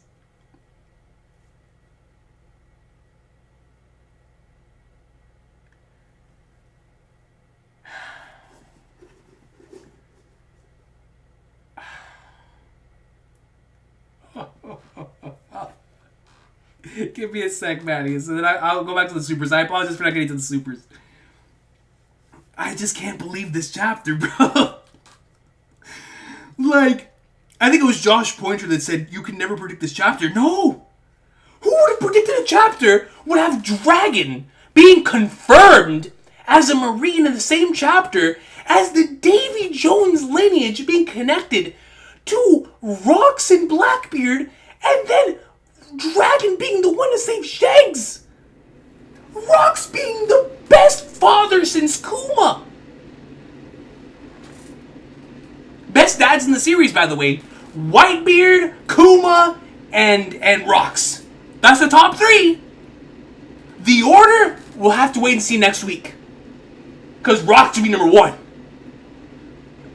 Who knows? But those are the 3. Rox, Whitebeard, and Kuma. The fathers. Those are my pops.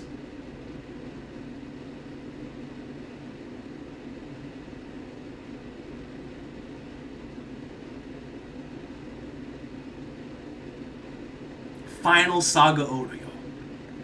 Final Saga Oda. Final Saga Oda. Dude, I can't remember the last time I sweat this hard. It was probably last week. But oh my gosh, man.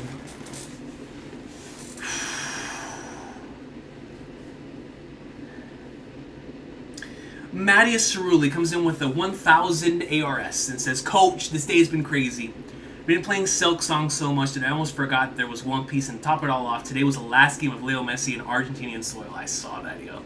With a 3-0 against Venezuela. It was extremely emotional and beautiful, beautiful stuff. My boy got a brace in his last game against in Argentinian soil, man. Emotional stuff. But I can't wait to play Silk Song. But this chapter, sensational chapter. This, like Winston says, this might actually be the best setup chapter we've ever had in a flashback. This is one of the best setup chapters, period, in the series. This is one of the greatest setup chapters Oda's ever written. I can't believe we had this in a flashback. Bro, next week's the payoff. What is about to happen to Rox? What is about to happen to Rox? What is about to happen? Because Rox dies here. This is it for Rox. The tragedy of Rox happens and the tragedy of Harold takes place after. Man, all love to you, Matties. Thank you so much for the super. I appreciate you.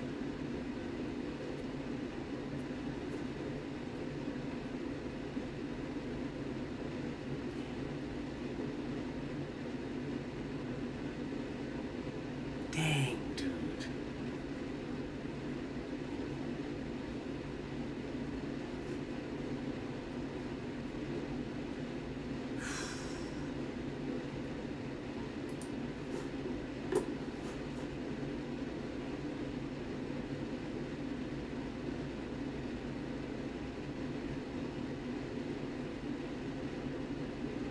Yo. My mind is like shattered right now, dude.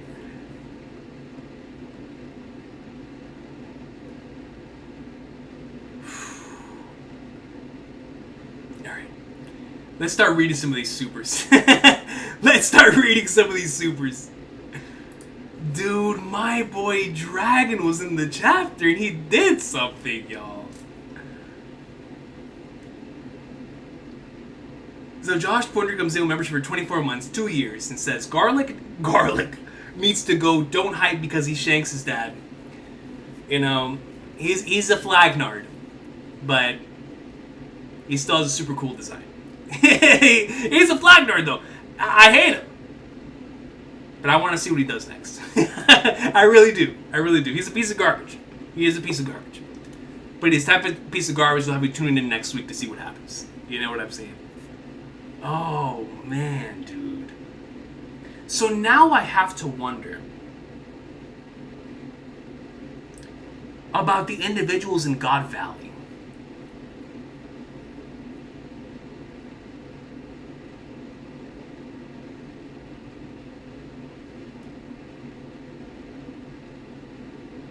JD Double Dubs comes in with a 5 and says St. Frigolin Recon denouncing the family name, just like St. J.D. Garcia. Garcia Saturn making Jay denounce that is something that I wholeheartedly back 110%. Now, me dropping the St. Frigolin name, it is dropped. It is dropped. There will be no St. Frigolin Recon from this point forward. However, if Shanks picks it back up, we're picking it back up. Because then I will just want to associate myself with bro. And by the way, Shamrock, you were left here to die, and you're still with those pieces of garbage, bro. If I was Shamrock, I'd be out on the sea too.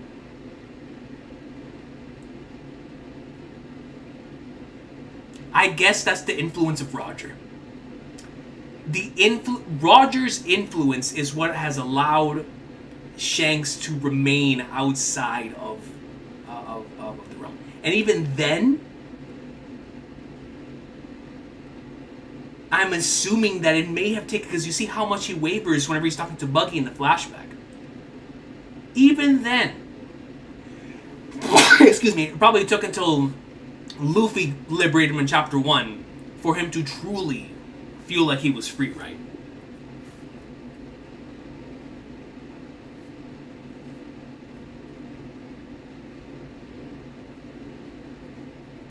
Goodness gracious. Bro, this chapter was nuts.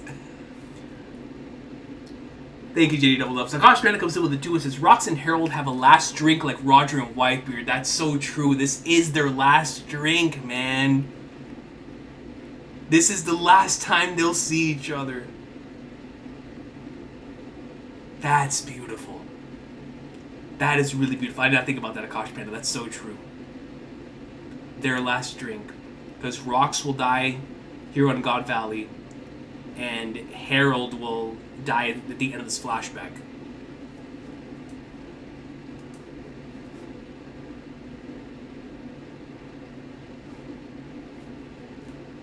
JD Double Loves comes with a 5 and says, Davey! Give me your answer. Give me your answer, dude. I'm half crazy all for the love of you. Let me tell you something. I need someone to sing in the One Piece manga. Exactly what JD Double Dubs just put in this thing. I need someone to sing that within the next few chapters. 110%. 110%. Exactly. No, 100%. Like, this incident set forth everything in the story, exactly like Cosmic Goatee says. It really does. It's as important as Roger's execution, honestly.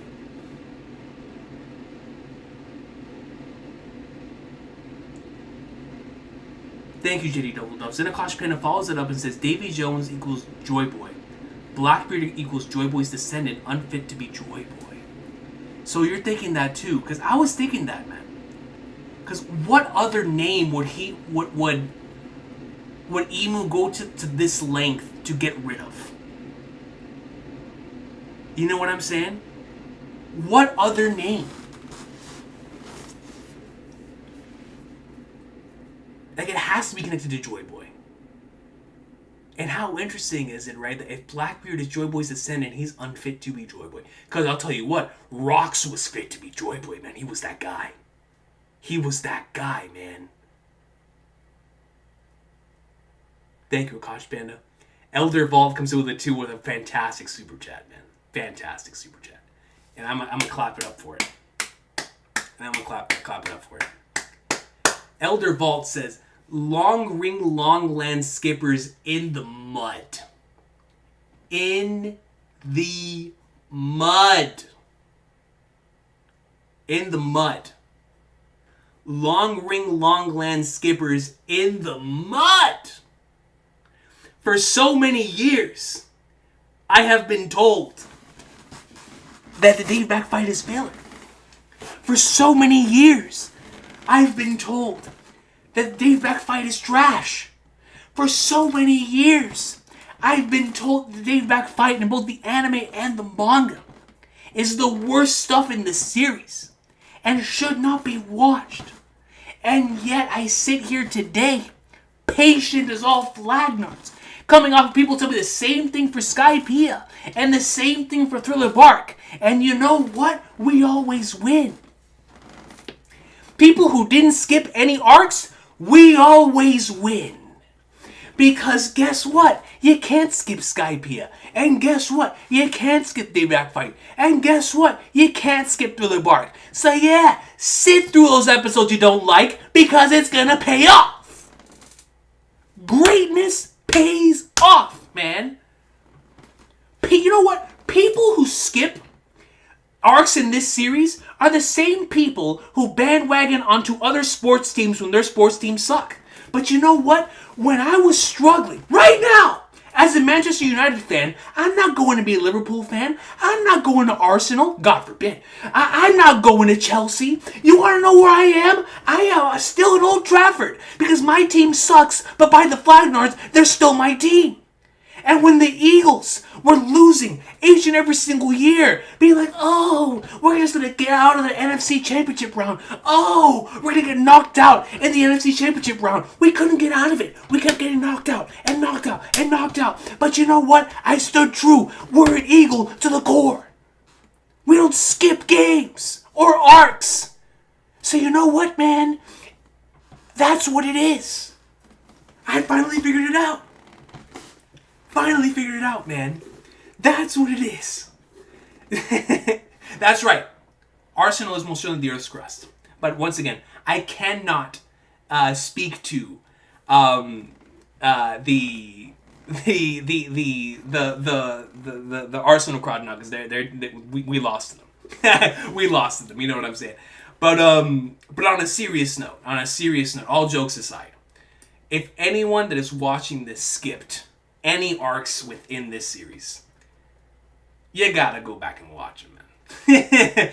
Like, if there's anything the Final Saga has shown you so far, if there's anything that this year has shown you, is that those arcs that were said to be skippable by the fandom back in the day is just absolute. What an atrocity. What an atrocity. And listen, man, I get it. It's a lot of episodes. It's a lot of episodes, man. But this is why we're fans of this series. It's for payoff like this. Payoff like this, man. It's insane. Everything has payoff in this series. But Elder Vault, thank you so much for your comment. I appreciate you. I truly, truly appreciate it. JD Double Dubs then comes in with a 5 and says, JD Double Dubs, meet Davy D. Zebek. Davy D. Jones and Davy D. Teach, a.k.a. Double D. Zebek, Double D. Jones, as in Double D from Ed and Eddie, and Double D. Teach. Listen, that's a lot of D. A lot of D's. But I think the most important one of all of them we just said is number 1, JD Double Dubs. That's the most important one. But number 2 is Davy D. Jones. Because who is Davy D. Jones?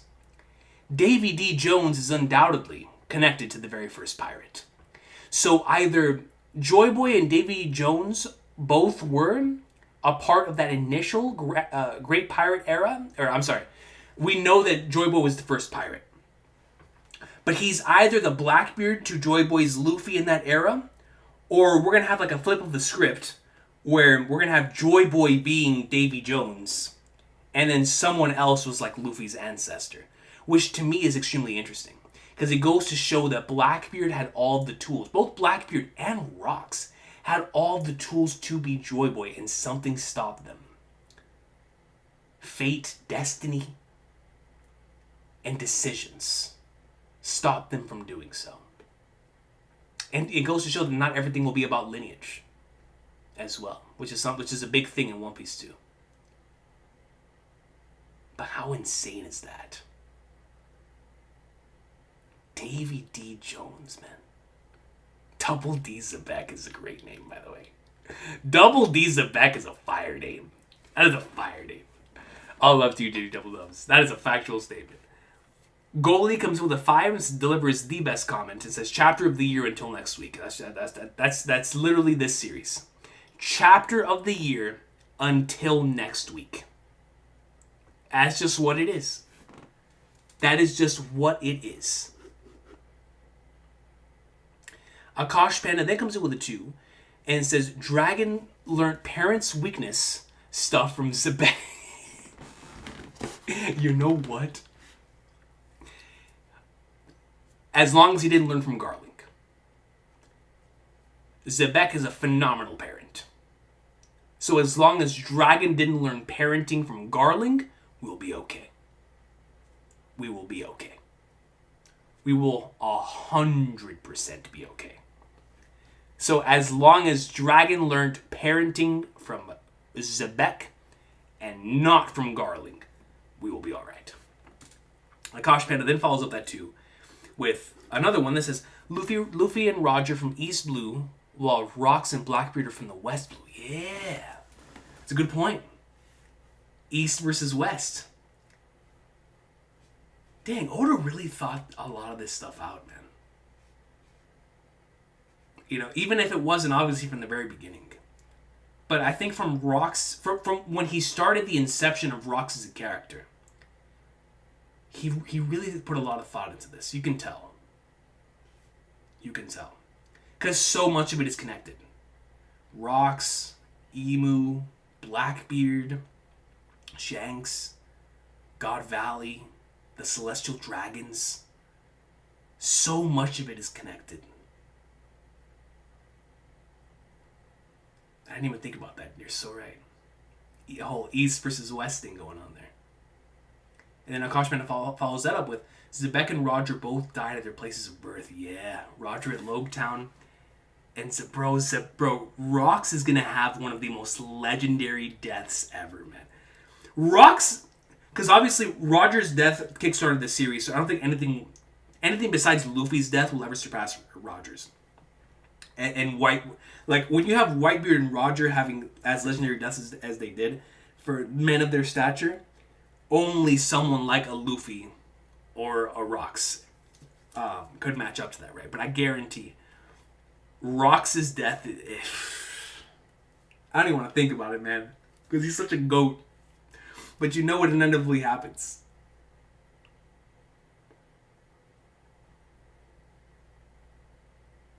Dang, yeah. Both of them died exactly in their places of birth. And then Akashman follows that up with, Emu wanted to kill some Davies too, so he sent Gunko. Emu was like, yo, I gotta piece some people up from back in the day. And I gotta get Davy Jones back.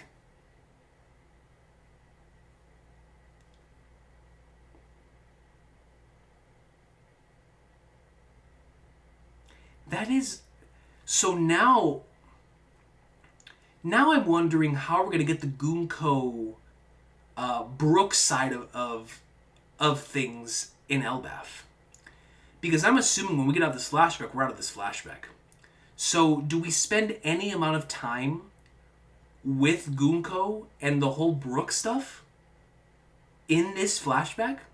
So let's just say that at some point here soon, we cut over to Gunko's point of view. Whenever all of that stuff was happening. With Brooke and Yorkie and stuff. So, does that happen within this flashback too? Because I feel like this flashback's going to end up being so long that Oda's not going to want to do another flashback so soon after. So I'm curious where he's going to place the Gunko stuff now. Oh, I can see that too, Akashman. That's a good point. That's a good point. That's a great point. That is a great point. No, yeah, California Penguin, I'm right there with you. Like, the murals are so hard to... Bro, because that chapter is so special to me, man. Like it's like I said, that and this are really boxing right now. It's tough. It's tough. Because the mural is such a special chapter to me. It is such a special chapter to me.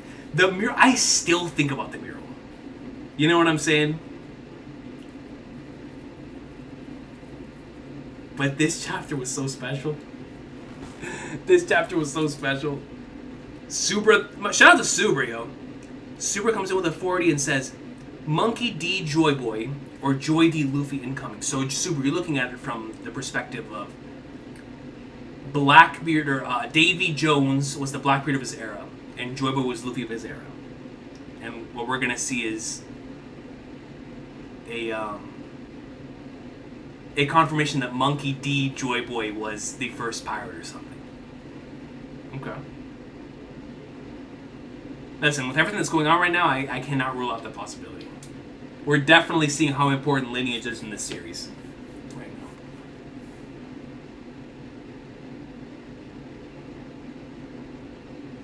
Yeah, exactly, Quack 2. Exactly. Like, Gunko to me, in the grand scheme of Elbaf, has been the biggest X factor. Because obviously we knew Loki was going to be very important. And when Shamrock came in, that was the biggest surprise. But because of the connection with Gunko, and specifically to both Emu and Brook, I just can't put my finger on where we're going with Gunko. Which is why I'm so fascinated in the character, which is why I really want to see what Gunko's going to do in this flashback. Seeing how Gunko acted at this point in time. Because I'm assuming at the end of this arc, Gunko face turn, right? Gunko ends up joining either our side or dies at the hands of Emu, right? Just feels like we're headed in that direction, especially with the connection to Brook. But I want to know how she acted at this point in time. Thank you, Subra. Akbar J comes in with an IDR 20,000 and says, God Valley to Dragon was like Marineford to Luffy. God Valley to Dragon was like Marineford to Luffy. So Akbar J, do you see Dragon's first Conqueror's Hockey moment happening here? The same way, bro, we got a Dragon Conqueror's Hockey Blast in any of these chapters, and it's over.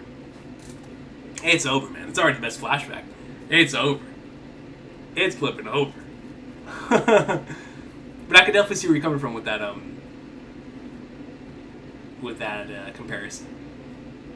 Thank you, Akbar J. Elder Vault comes with a 5 and says Loki might beat Luffy for best ADHD representation with how sidetracked he got in his story. Just asked him to explain why he was locked up. Yo, they really asked him to see how why he was locked up, and my man started going crazy. He was like, "Yo, I gotta let y'all know. I gotta let y'all know the truth. I gotta let y'all know about all the craziness that happened." That's also a good point. What Young said. Shout out to my boy Young, who says I feel like it's more like Kobe Marineford, a radicalizing moment. Yeah, and like Quack 2 says, more like Kobe here than Luffy. And that is actually a great point. Right? Because Kobe had a sort of similar role of like standing up to the pieces of garbage. In particular, the things that they were doing that he just could not stand and really wanted to fight against. And we see Dragon sort of take on a similar role here. Yeah, y'all are absolutely right. It is very similar to that of what Kobe was in Rainford for sure. But no, straight up Elder Vault. My man got super sidetracked. Love to you. Marsick comes in with a 250 and says, those are the day back fight has similarities with reversing Othello board game with the switching/flipping of crewmates pieces from the opposing team. Oda really is cooking. Yeah. The importance of that, right? Domi reversing the forced switching, and the day back fight being like the pirate version of that, where it is forced, but you're playing. It's like I'm trying to figure out how to explain it. It's like on one side you have one that's like forced upon you by dipping them into the pool thing, And in the other side, you take part in these games, and you could either win or lose crewmates, but you do have a say in the matter, which I think is really interesting. But that's a great comment, though, Marsick, because they really do have a strong connection to each other. Like.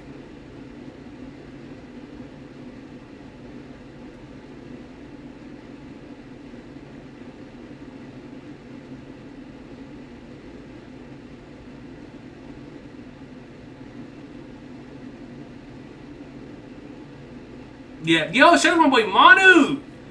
Big Saiyan Z3. Great comment, yeah, 100%, man. Roger is born and dies at Logtown.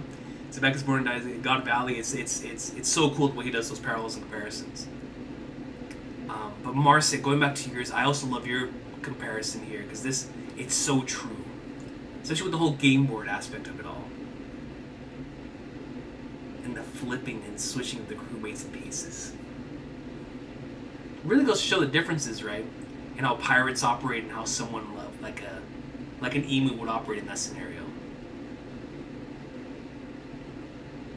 And now, like, I really want to see the origin of the Davy Back fight through Davy Jones back in the Void Century, as well as emu originating the Domi Reversi stuff.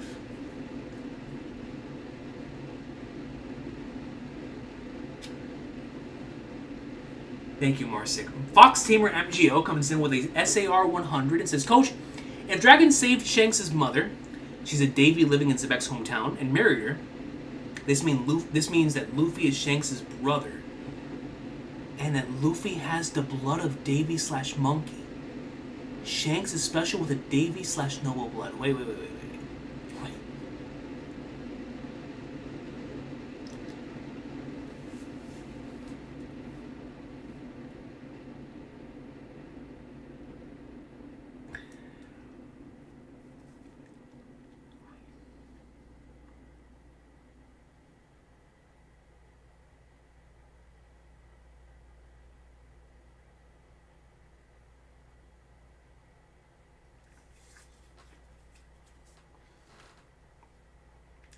Fox Tamer MGO. Fox Tamer MGO. Coach, if Dragon saved Shanks' mother, she's a Davy living in Zebek's hometown and married her, this would imply that Luffy is Shanks' brother, and Luffy has the blood of the Davy/Monkey, and Shanks is special with Davy/Noble blood. So what Fox Tamer is saying here is that if Dragon saves Shanks' mother,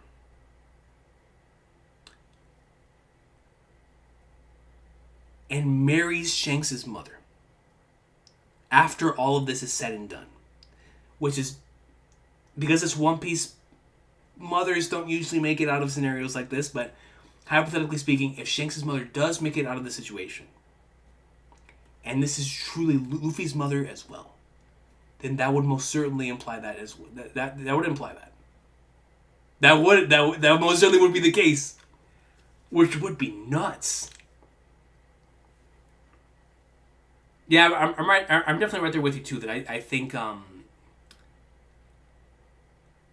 Shanks' mom is definitely dead. But I think what Fox Tamer presents is super fascinating. The idea and concept of that is actually insane. It's actually insane.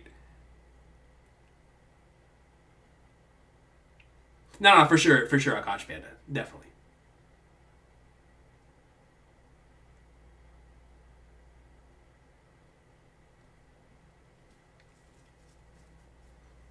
So interesting. Thank you, Fox Tamer. That is a really cool comment. Animaniac89 because membership for 18 months says Shanks' mom pillow talk doomed God Valley. Pillow talk is nuts. Pillow talk is nuts. All love to you, Animaniac. Thank you so much. I think a lot of pillow talk doomed God Valley at this point. Super comes in with a hundos and says Blackbeard and Ace Both hate fathers and use their mother's name. Both their fathers died in their respective birthplace, and finally Rayleigh's gonna cook garlic next week. We need that. You need that. I need that. I need my boy to come in there and be like, nah, man, that's my girl. Shaggy, bro, I need Rayleigh to have like the biggest romance manga moment next week, man. I need Rayleigh and Shaggy to have like something that like Ayazawa from like Nana would write. You know what I'm saying? Or like the creator of Toradora would write. I need like cooking of the highest level in regards to that. I need my boy Rayleigh to go up and like Somewhere, man. No question. No question. But yeah, no, for sure. I know we've talked about the Blackbeard and Ace thing before. But now with this connection of both of their fathers dying in their respective birthplaces, it just really puts it all into perspective, right? So it just goes to show, if Ace died in Marineford, then what does that say about Blackbeard? Where does Blackbeard die? Marijoa? You know? Who knows? Who knows? And then I read that comment there. But thank you, Subra. Alejandro Solis comes in with a 5 and says, shame to see that Wang Zi was a traitor and stayed behind on Pirate Island. And that he got away with it for 37 years before Library showed up. Thank you for reminding me of his name. I was like, what is his name? And Wang Zi was his name. Yeah, that flipping Flagler, man. He was the traitor. And he stayed behind on Pirate Island. And he really got away with it until Blackbeard came in and showed up and put an end to his nonsense. But it is wild that that he was the traitor. Because we were thinking, like, who could possibly be the traitor of the situation? But it was Wang Zi the whole time. Thank you, Alejandro Solis. Appreciate you. GH! Shout out to my dog GH. Membership for 7 months says, why study literature when I'm living one? That's what I'm saying. That is what I'm saying. By the way, we already knew Dragon was a Marine during Kuma's flashback. Frau D. Recon. Listen, if we remember, wait, did we know that in his flashback? What chapter was it? Is my memory getting that bad?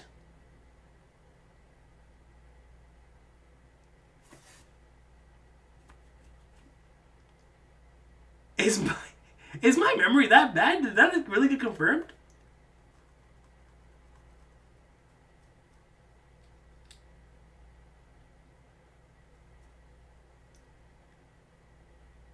To 97? Oh, let me go back.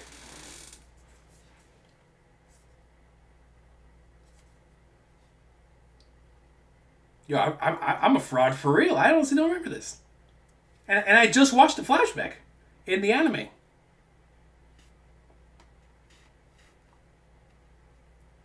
Peak fraudulence here, ladies and gentlemen. This is why if you do live reactions, you got to prepare to be called a fraud. 1097.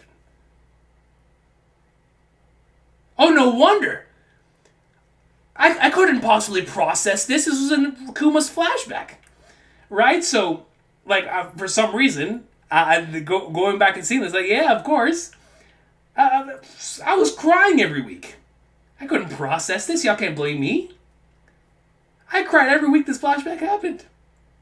See, Dragon.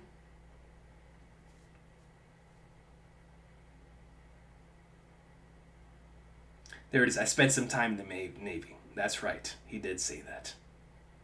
He most certainly did say that. But listen. When you're crying every single week, you tend to forget some things. You tend to forget. Said in the anime too. Listen, man. Sometimes you're just a fraud. Today, I'm a fraud. And I'll gladly be a fraud because it added to this chapter's greatness for me, man. I honestly 110% forgot that panel. And you know what's funny about this? I probably freaked out in chapter 1097 reading that, and I don't remember a single second of it. I really don't. And I blame Oda because in the following chapter he broke my heart, and the following chapter after that he broke my heart, and the following chapter after that he broke my heart. So it's not me, man. It's Oda. I promise y'all. But thank you, GH, on a serious note. I appreciate you. Truly, truly appreciate you. But yeah, for right now, for the next few weeks, I am definitely fraudy Recon. Most certainly. Elder Vault comes in with a 10. It says, the dual mom panel is a beautiful parallel. Shanks was saved, given a loving father figure and a family. Blackbeard was orphaned, left alone for years before finding Whitebeard, who he may blame for Rox's death. That is true, Elder Vault. Shanks was saved by Roger, who was such an amazing father figure to him. And a wonderful family. Right, outside of his, Flagnard family with Garling. But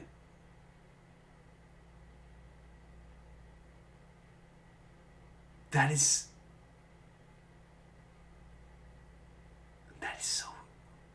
so true. Because Blackbeard was orphaned, left alone, and didn't have that. We look back at those panels in the, I'm trying to remember if it was an SBS or if it was, I think it was an SBS where we see Blackbeard crying and we have the moon behind him as a kid.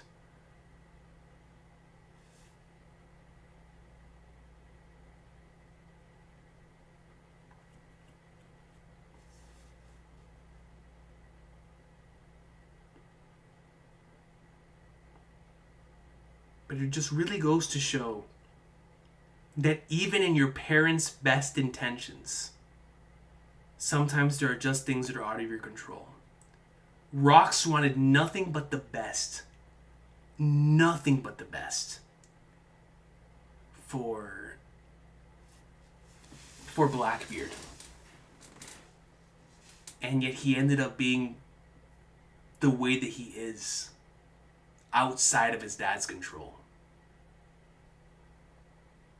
That is such a great point. That is a wonderful comment, Elder Vault. Wonderful comment. Thank you so much for that, man. Salty Steve comes in with a 5 and says, that's why they erased Zebek's name from history. I had been wondering, I know we talked about this last week, but I've really been wondering why they were so dead set on erasing him, God Valley, and what taboo subjects did he go into. Now we see this is the most taboo subject of taboo subjects, bro.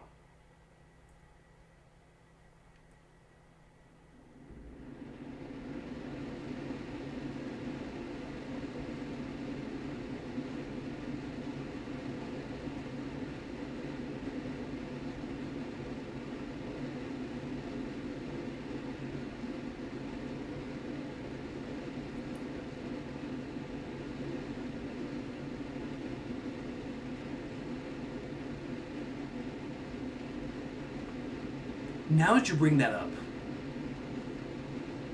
remember how Roger and Whitebeard had those crazy speeches that turned the world upside down? Do we expect Rox to go out in a speech like that? And if he does he say anything that changes people from that point onward? Because my assumption is that either he doesn't say anything to parallel and show that he lived rather than saying. If he does go on an epic speech like Whitebeard and Roger, then I wonder how that impacted the individuals who hear it. Or maybe that's one of the tragic parts of it. Maybe by the time Rox delivers that speech, no one's around to hear it.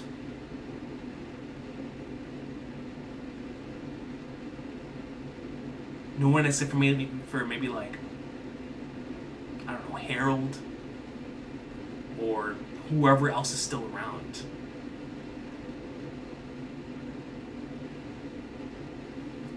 That's very interesting.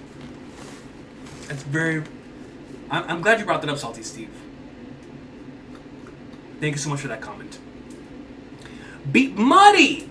Yo, making my way through the stuff that you sent me. All love to you. It's a lot, but like you said, we're just taking our time through it. Comes in with a 10, and follows it up. Okay, so let me read as I did with Akash Pandas. We're gonna read these. Actually, let me read Marco's first, and then I'll come to Muddy's. Actually, no. I'll read Muddy's first, and I'll go to Marco's. So that way I can keep them in order here. So Muddy comes in with a 10. It says, your admiration for All Might are shackles, Gran Torino. Your idealization for King Recon is holding you back. Don't idealize me. I'm a very imperfect human being. Very, very imperfect. Very, very imperfect. Do not do that. The only person worthy of your idealization is definitely not me. It's most certainly so not. God/universe to me. That is the right message from the good Lord. You're right, God. I need to be real with tough love to reach. Follows that up with a message. God is trying to say they're morally imperfect and they've been lying to humanity. Heaven, hell don't exist. God equals the Bible, not inherent, not a father, etc. More messages send you on Discord. God chose us, my family and friends, to save America and save the world in universe, God simulation, dream, RPG, video game. Shane's true feelings, faded letter coming to everyone. So, I'm a little confused, but I'm going to assume that I will understand the more I continue reading the messages that you sent me. So I will keep this in mind, but I am a little perplexed, buddy. I'm not going to lie. I am a little perplexed. I think I understand, but I will have to continue reading the messages that you sent me, I think, to be able to get the full picture. So I appreciate you, as always, for reaching out, because I know this stuff means a lot to you. So I truly, truly appreciate you for that, and for trusting me with such a thing. But I will definitely try to make a connection to the stuff that you sent me. I can't make that connection right now. Coming off of this chapter has made it very difficult to put coherent thoughts together. But I appreciate the money. On a serious note, thank you so much. And I will definitely be keeping this in mind. Then Marco Cordelio comes in with a 2 and says, support Madrid, you won't regret it. #Recon tax. You know, because in my household, it's always been big Barcelona on my dad's side of things, and everything to do with that. To be the contrarian, during those big El Clasicos throughout my childhood, I was always supporting Madrid. So anytime Madrid does play in a big game, unless it's against us, I do hit the Hala Madrid, man. It's in my blood. I can't help it. You know, similar to the whole Rox and Roger and Ace and Blackbeard. When my pops and I have like different sports teams, I'm gonna stay on that sports team. You know what I'm saying? It's all good fun though. But during those legendary El Clasicos, I was definitely supporting Madrid. You know, and I have a lot of love for Barcelona, obviously, because that's where my family's thing goes for. But just to be the contrarian, I definitely supported Madrid during that time period, and anytime there is a Clásico, even to this very day, just to be the contrarian, just to be the contrarian. So.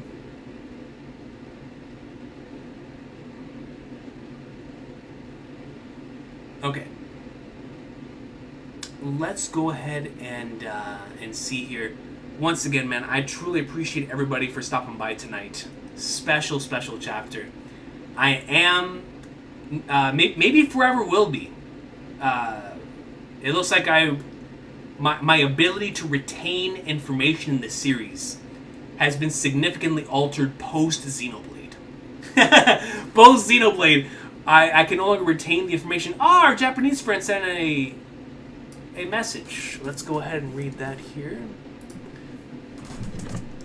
What time is it? 12:30 in the morning. We still got time. Still got time.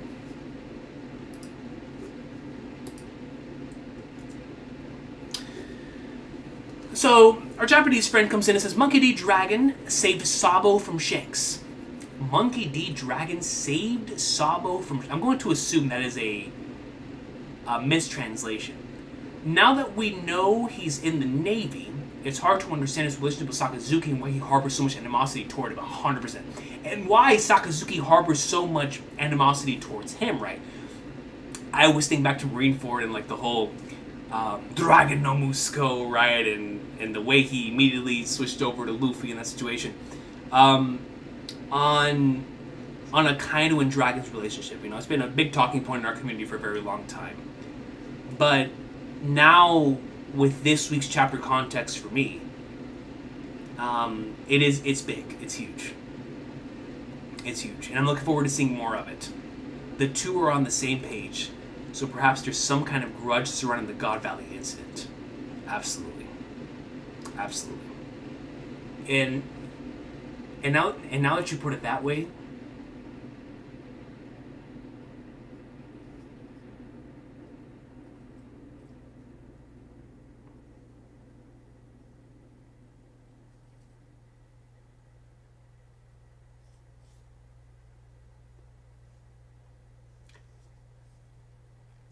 so what you're saying is that the core behind Dragon becoming revolutionary, and also why Akainu is as messed up and twisted as he is in regards to his sense of justice, both have to do with what takes place on God Valley. Because obviously God Valley has impacted a lot of what has taken place in this series. But directly influencing the current fleet admiral and the leader of the Revolutionary Army, it's about as big as you can get, man. And you're absolutely right. It feels, because we haven't seen Akainu yet, I don't know what to say on his side of things, but for Dragon, it most certainly feels like this is the starting point. And I'm sure because it's Dragon, he's been questioning for a long time. I felt like it was second nature to him in this chapter. But I want to say that this definitely ended up being the beginnings for not just Dragon's side of the Revolutionary Army, but obviously, as we've seen with Kuma and Guinea and Ivankov's as well.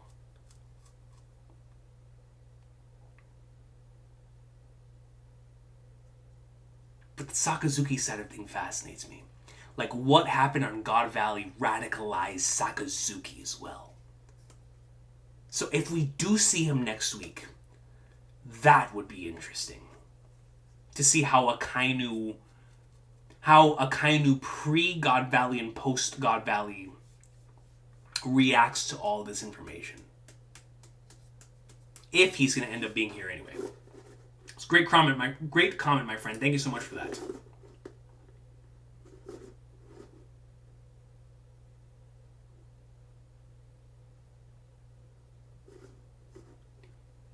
Yo, Raul, you know something?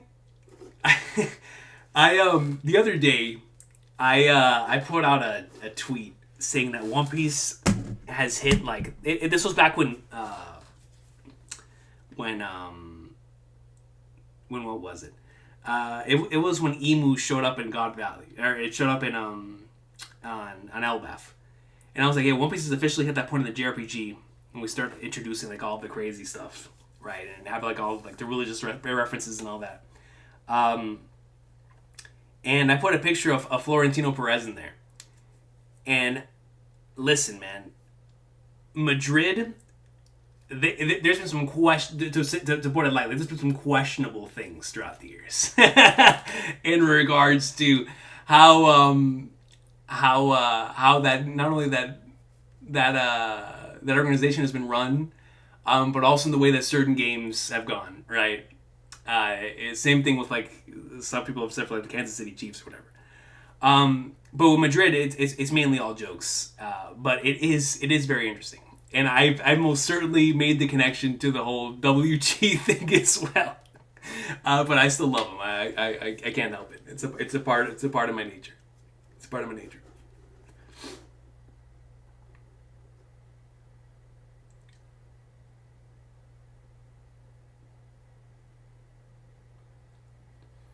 Yo, Jordan, man, it's good to see you, my brother. It's good to see you, man. All love to you, bro. That's my boy right there. Yo, Jordan, bro, they just recently put Stardew Valley on PlayStation for free, and I immediately thought of you. I was like, man, now I'm gonna be the one to get addicted to this game. Haven't started it yet, but no reason not to play it now. After the whole Trails thing. Saved Sabo and Shanks. That makes sense, Akash Panda. Yeah, it probably didn't pick up on the to, right? The to for and. Google Translate probably didn't do to. There. Raul, bro, you're a Madrid legend. Yeah, that's true. Raul is an absolute Madrid legend.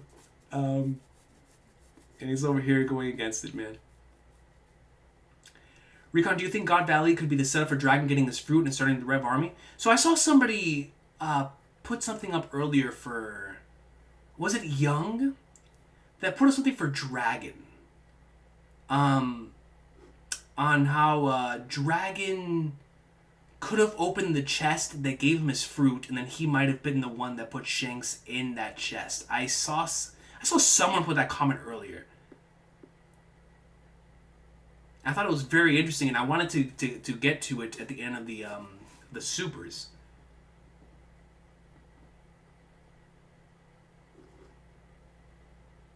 That's right, that he found no justice there, panel. Listen, man, it happens. You know, we have a brain fart while reading One Piece. Akainu joined the Marines 6 years after God Valley? Okay, so we definitely won't see him here then.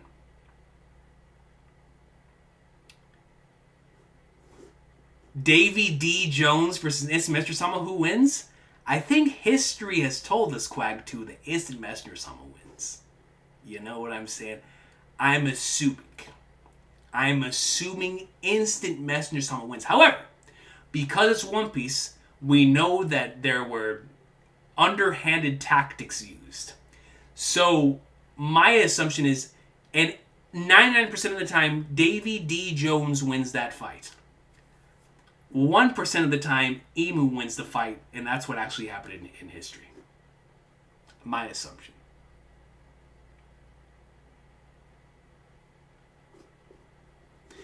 So Akash Panda, going on what you're saying here. So let me read what Akash Panda says, and then I could talk a little bit about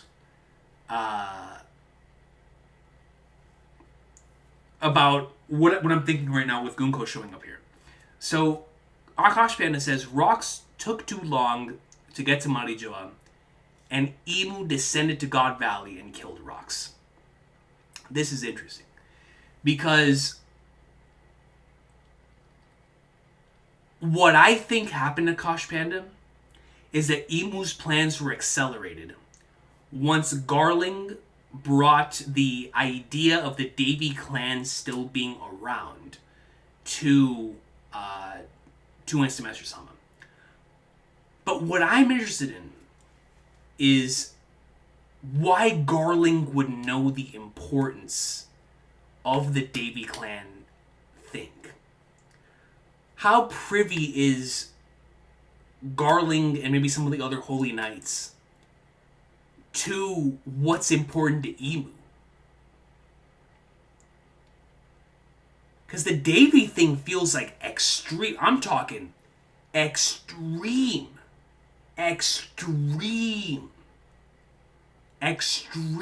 high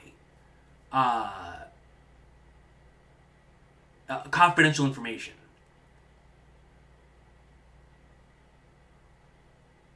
But Garling knew about it. So if Garling knows about it, presented this information, that is what accelerated Emu to be like, nah, this is my chance to finally get back at that Flagnard. And get back at Rocks. And kill 2 birds, maybe 3 birds with 1 stone. It just makes perfect sense. Emu was just being a perfect strategist in that moment. Kill like 4 birds with 1 stone. Get rid of Roger, get rid of everyone. Here in this one moment. Dawn Island follows that up with saying, if God Valley is an island of Davy clan members, Shanks and Shamrock are half Davy D clan and half Biggerland family. And then I don't know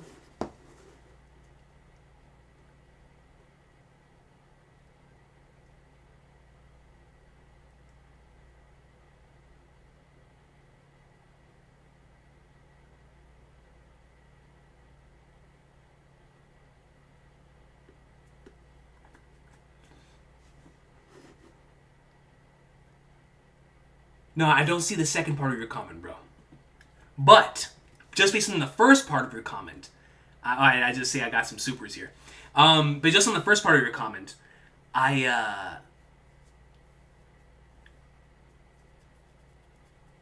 the thing that makes me hesitate Don Island on saying that is the fact that Shanks and Shamrock were here on God Valley, whereas Blackbeard was sent to God Valley, right? Like he wasn't born here; he was just kept here. That is what this chapter said, right? That he was sent away. Hold on.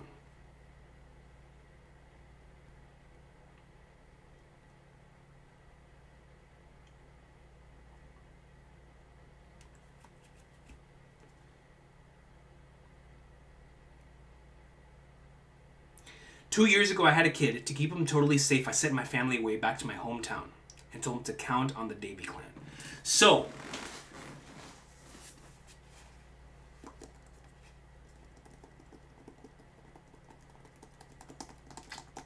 with that verbiage, I can't really go against what you're saying, because Shanks and Shamrock being from here and Rock sending him back to the hometown, it definitely does feel that way.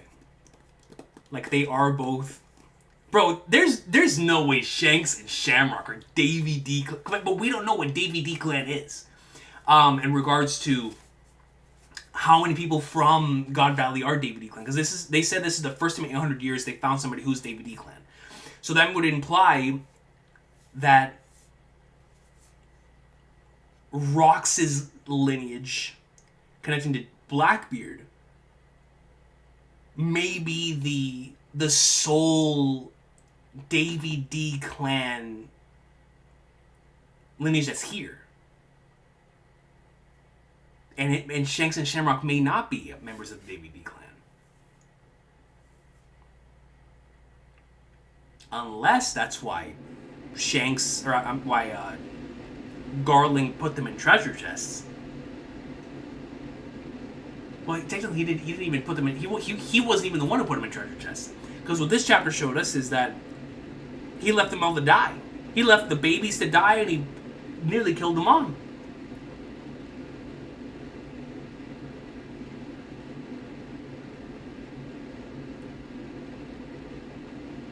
Brandon King, I'll come back to you here in a second.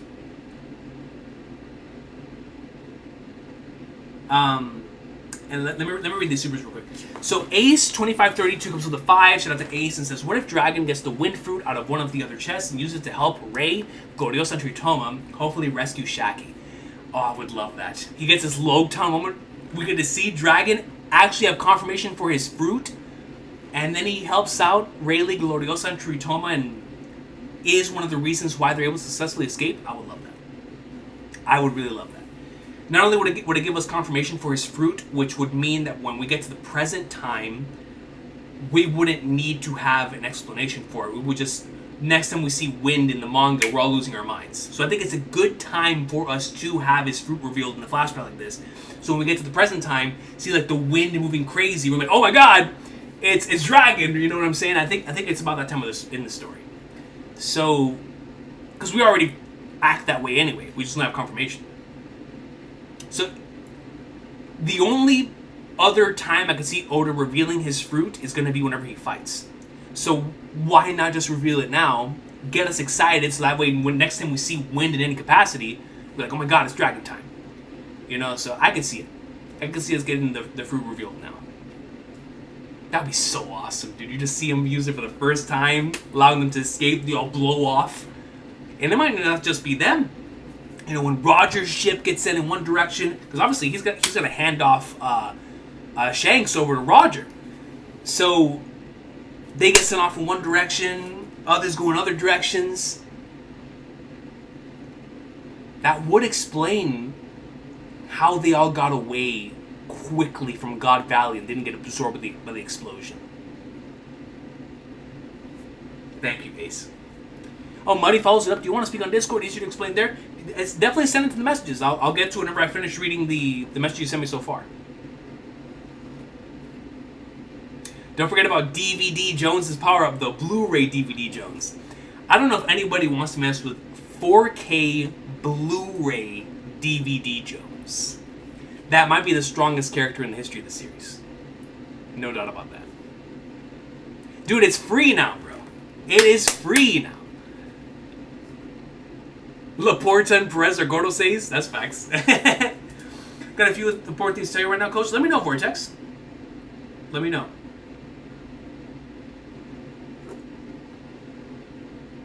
Okay, I was going to go to Brandon King's comment before we continue here.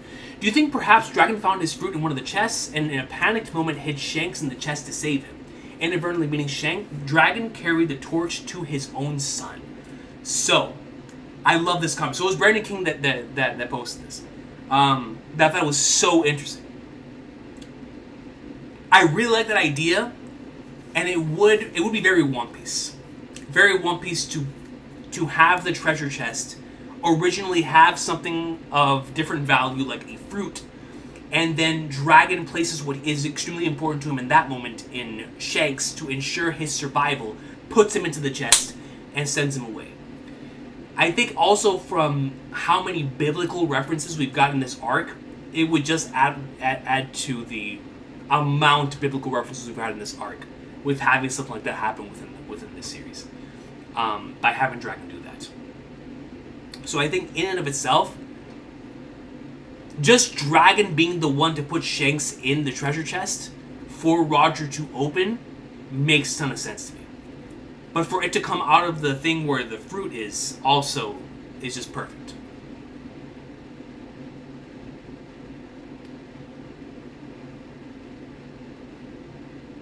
Rock said trust the Davy clan. He most certainly did on Island. He most certainly did. To trust the Davy clan specifically.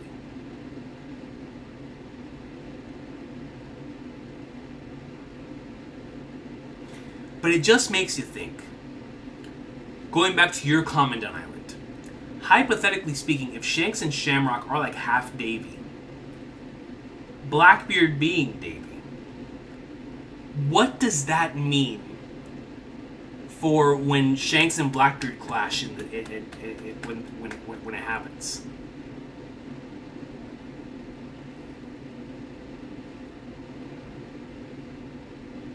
Because then the confrontation is going to have even more weight than it already has.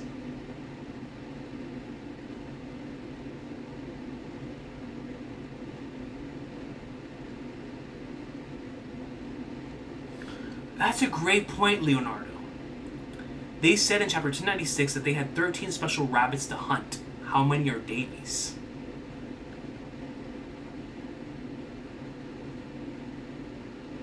Depending on how many of those are Davies, Leonardo, will depend on Don Island's comment as well.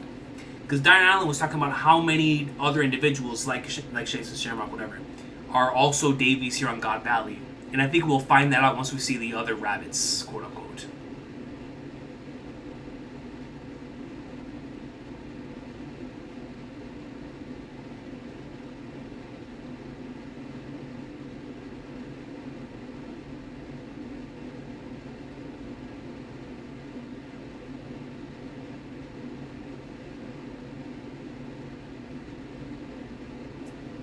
Yo, Quag 2, that's hilarious.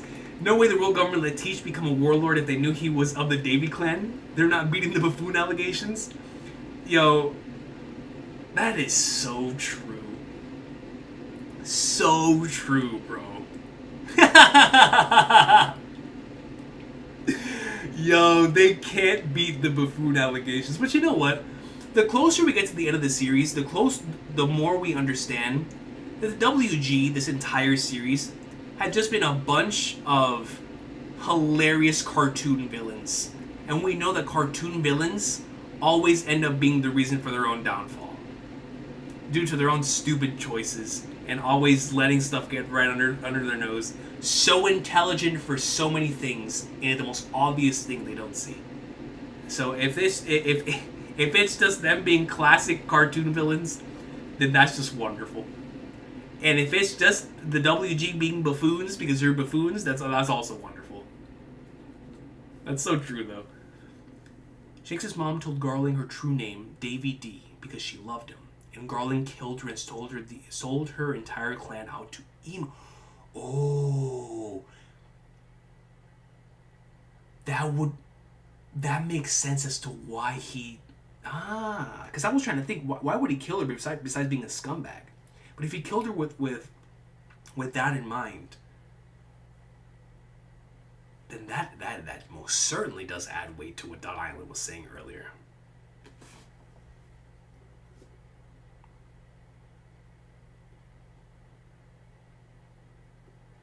Oh, JD Kurtz comes in with a 5 and says, Dragon's convo with Kuma about children hits different now knowing Rox's loyalty / protection of his wife and son. Especially since Dragon was present as well. Yeah. True that. Definitely one of the hardest hitting scenes in the recent anime stuff too. That was really beautiful. And I remember whenever we got that. I can't believe I remember that, but I don't remember the flippin'. I didn't remember the Marine comment. That's so true with this context. And it makes me so excited to know the circumstances around Luffy's birth too. Because he must have really valued it. Vortex says, I remember I said a goat created a goat. Oh, thank you, JD Kurtz. Truly appreciate you. Great comment. Remember I said a goat created a goat who created a goat? A dragon created the legend of Shanks by saving him, and then he inspired and saved Luffy. Pure peak. Yeah, for real, right? Like, it's thanks to him that Shanks is able to still be here today. And then obviously it's thanks to Shanks that inspired Luffy, right? And saved him before he got killed in Chapter 1.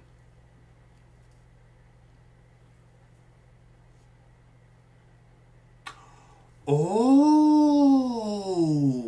Akash Panda. That's a great point.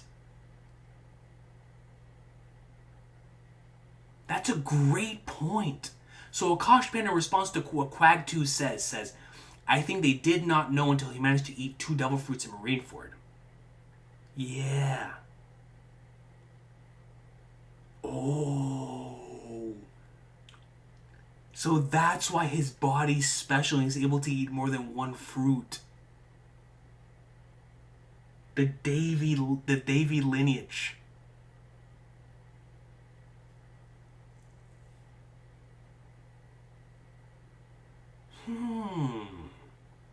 That's a good point.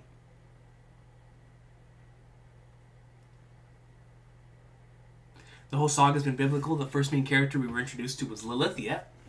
And now we're at the Adam Tree. That's a great point. It's going to continue that way. We're at the end of a JRPG. It has to be that way. The Clash of Clans. For sure, DJ. The most important thing is that Loki is telling this to Luffy and Hadru Dean right now. They're about to have all the context before they box Ibu. And Shanks was also there when Harold died. Great point. So they're going to be directly connected to all this. And they're going to have all the context. Yo, man. To know that even in the midst of all this greatness, we're going to get back to the present time and to absolute peak.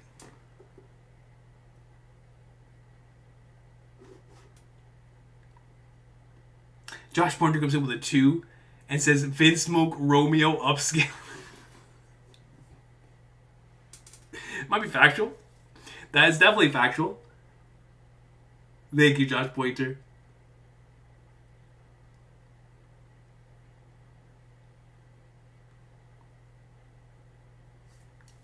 No, Dot Island. I think you explained it great. It was like I said, it's very difficult coming off of chapters like these for me to put my thoughts together. Which is why it's always best to I always like recording like that. I can't stop thinking about it, the afterthoughts, because I get an opportunity to process what I've read. But right here in the moment, it's difficult sometimes to process certain things. I think you did a wonderful job explaining it. Harold also says his kin and his family are there. True that.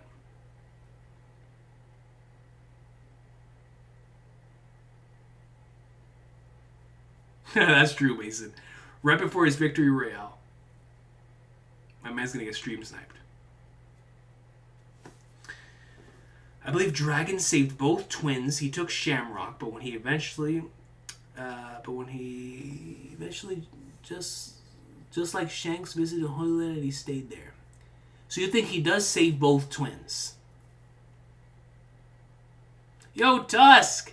Tusky comes in. Do you think we will get a Garp flashback of why he is such a dedicated Marine? He's witnessing so much evil and yet stays with them ultimately to Ace's death. I think Garp is ultimately going to be what we're currently seeing with Kobe and how he sees so much wrong with the Marine system and the WG, but really wants to change it at its core. I think Garp is going to be very similar when we see his origin story of why he really decided to remain a dedicated Marine as well. As we've already seen through multiple different points, right? Because he sees himself as a sort of figure of inspiration, a figure of, like, if I falter, then no justice will be had. If I falter. And it's through his skewed mindset, right? But you really can't blame him for feeling that way. Because he's trying to serve out that justice in his own way, too. And I definitely understand where you're coming from, Tusky, because I feel the same way, too. How could you possibly stay there with all of the Flagnards that are there and are doing all this stuff? You know what's wild? Now that you bring that up with Garp, in this moment, I'm trying to put together, especially after this week's chapter, how are Roger and Garp going to be put in a situation where they have to protect the Celestial Dragons? Protect the Celestial Dragons. After all of the garbage we're seeing right now with Shakuyaku, they're holding Shakuyaku hostage. You're telling me Roger and Garp? So, something has to happen here soon that flips things on its head. Maybe literally with Domi Reversi.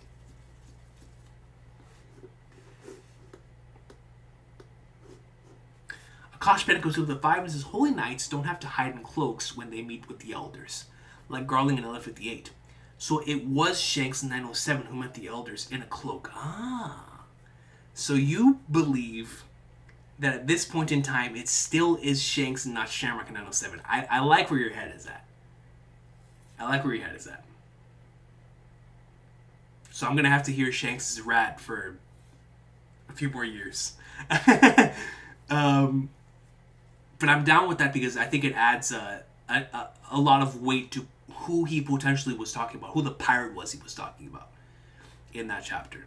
Because I've always felt the weight in that moment was that it was Shanks talking about that pirate, right? If it was Shamrock, then it was like, okay, cool, he's probably talking about Shanks or whatever. Or Luffy or whatever. But in this case, if it truly is still Shanks, then it still maintains that weight, right? But thank you, Akash Band. A great comment.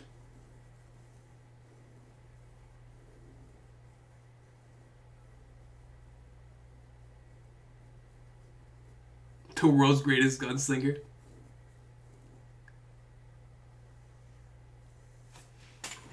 Let's see.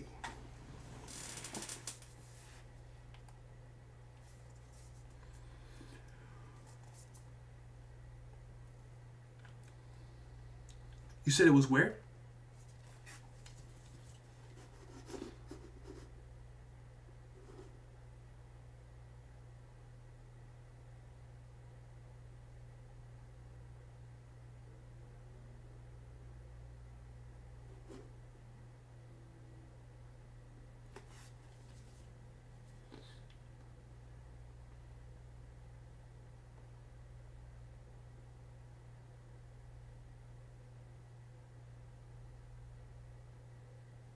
Let me know which page it's on, Winston.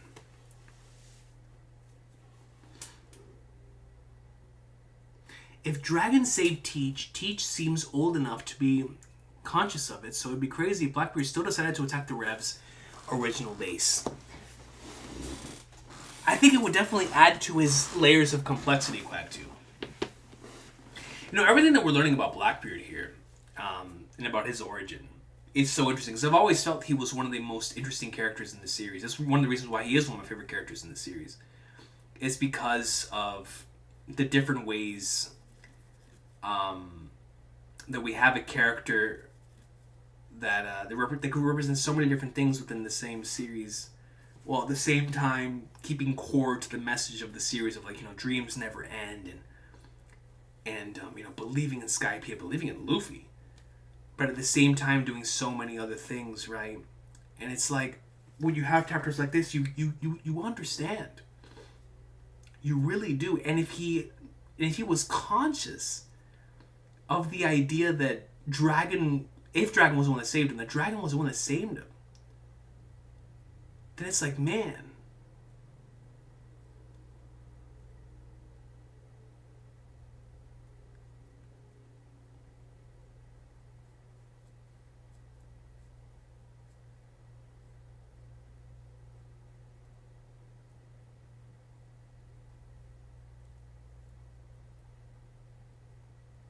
He still decided to do that. That's a great point, Quack 2.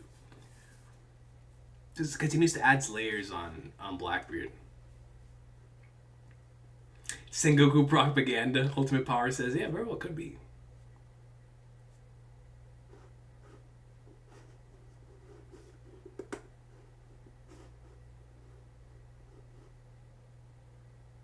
Sherlock used Cloak to reach Elbaf, so probably he returned from a mission directly to meet Gorosei. That's why he was cloaked. So going with to Akash Panda's comment. It may be like he came back from a mission directly, spawned in the room, or spawned outside the room and came in. Very well could be the case as well.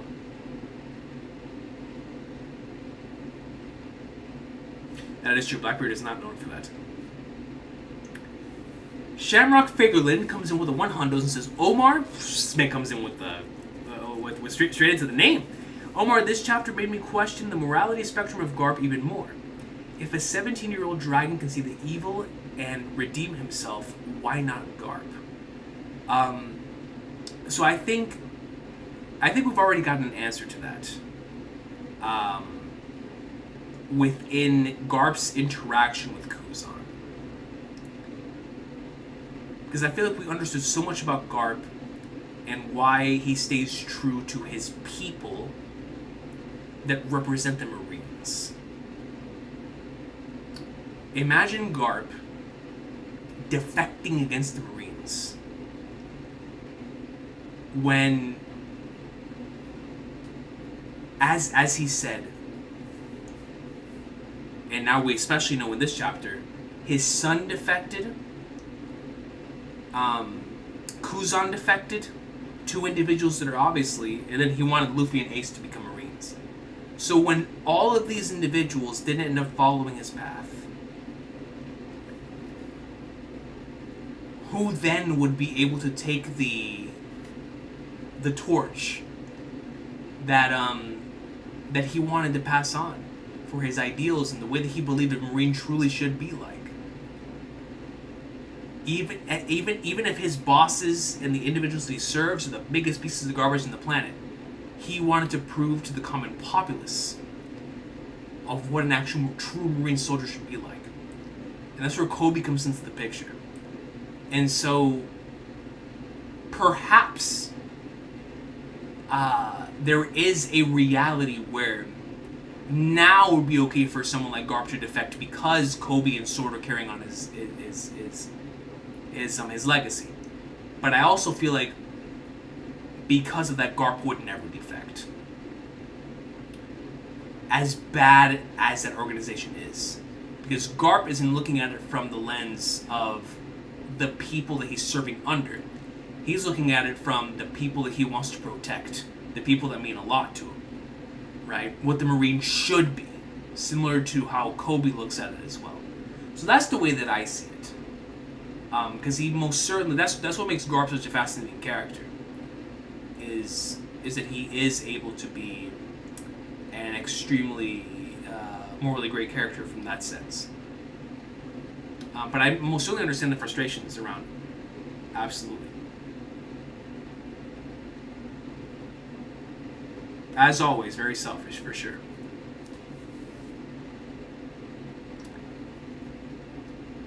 Same page as Harold Porisake.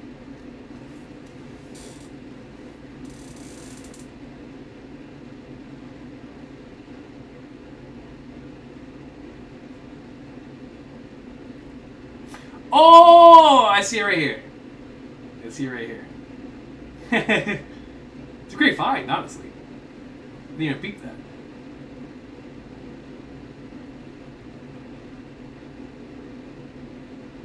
I was so preoccupied with Shiki. I still can't believe this page, dude. Davy D's back, man. Old flag marks. Zebek was overrun by ambition and Teach is overrun by greed. Seems like Blackbeard is willing to stoop low in areas Zebek wouldn't dare to. And we're seeing that, right? And you're absolutely right. One was definitely overrun by ambition. The other one will end up being taken out by his own greed. Because Blackbeard is literally willing to do anything to succeed. Anything.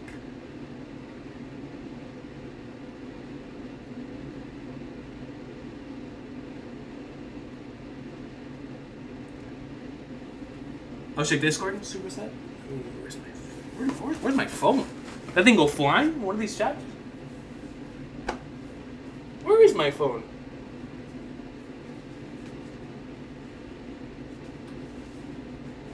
Bro, I don't know where my phone is.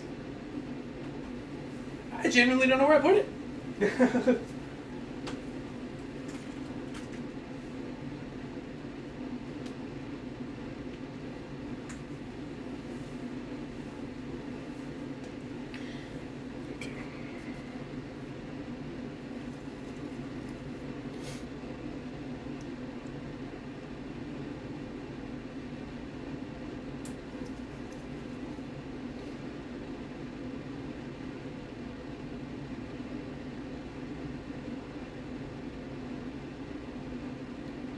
Yeah. Oh man, we're definitely getting that out of the shadow next week. Davy. It is a diminutive. Oh, let me pull this right here. Davy is a diminutive of the Hebrew name David. It was adopted into Greek as that, David. But Davy itself carries the Hebrew origin and its associated meaning of affection and endearment. That's fascinating. And the reason why I find that to be so fascinating is because obviously David from the Bible is such an important figure in multiple different areas. But David from the Bible also committed one of a grave sin that had to be forgiven for, which is very interesting from a One Piece standpoint, looking at it from Joy Boy's perspective. Because there was that actually makes sense. If Davy is connected to David, because the Psalms, a lot of them can be interpreted as calls for apologies or calls for mercies, which is thinking back to Joy Boy's apology at Fishman Island, and all of the poneglyphs that have been spread around.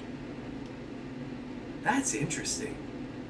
If we go by the whole Davy Jones and Joy Boy are the same person angle, but if it doesn't, obviously, then we just throw that out.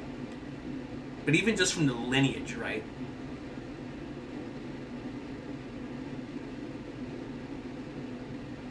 Actually, yeah, because I think Jesus comes from the lineage of David, if I'm not mistaken. Which I think is really, really interesting in One Piece context for the whole Joy Boy conversation. That's a good comment, Super. Thank you for sending me that. I actually did not know that.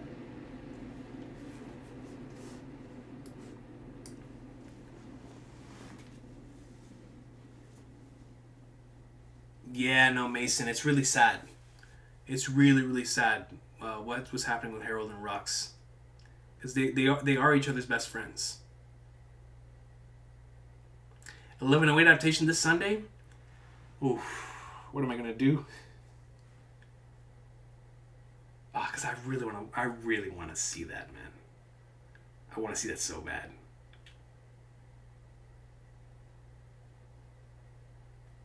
If Davy Jones' locker is a real tangible place or a thing in One Piece verse, I will kneel to Oda. I really do think it's a thing. Because it's Oda. He's going to Odify it, obviously, but I do think Davy Jones' locker exists. I do think so. And it's going to be a very important thing. Oh my goodness, bro. What did Buggy... Because this changes so much. Buggy and Impel Down looking for Davy Jones' treasure. So what is Davy Jones' treasure? Because obviously, if Davy Jones and Joy Boy are... If they are the same person, that would mean Davy Jones' treasure is the One Piece. But if Davy Jones is a different person from Joy Boy, then what is Davy Jones' treasure? And is it in his locker? Is the One Piece in Davy Jones' locker? There's a lot of stuff that can be opened up from this. Exactly, what's in Davy Jones' locker?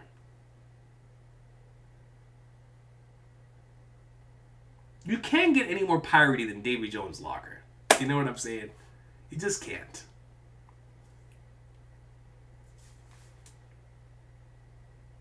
Captain John's treasure. That's what it was. Yeah. Captain John's treasure. Thank you. Captain John's treasure, Davy Jones' locker.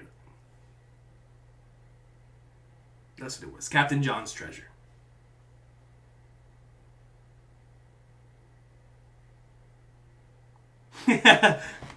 SpongeBob style Quackju. Sweaty socks. I think Davy Jones' locker is going to be the name of one of Blackbeard's attacks. That would be awesome. Let's get that. Davy Jones' locker. Flying Dutchman. Makes you think.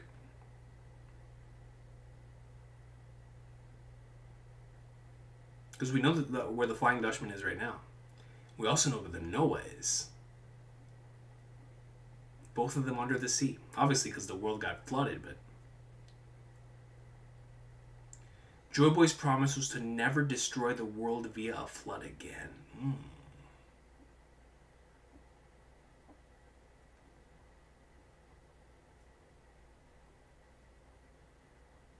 Which is why the apologies in Fishman Island.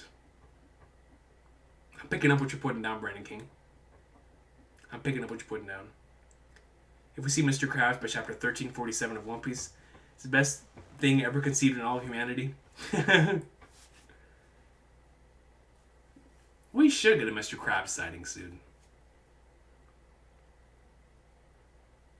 No, Tusky, me too. I thought we were going to see Shanks' mom this week and it's going to be big. But the role's still not over. We could still get something next week, right? For both Shanks' mom and Blackbeard's mom. I think it is weird we didn't see either of them. I mean, we saw them, but we didn't see their faces.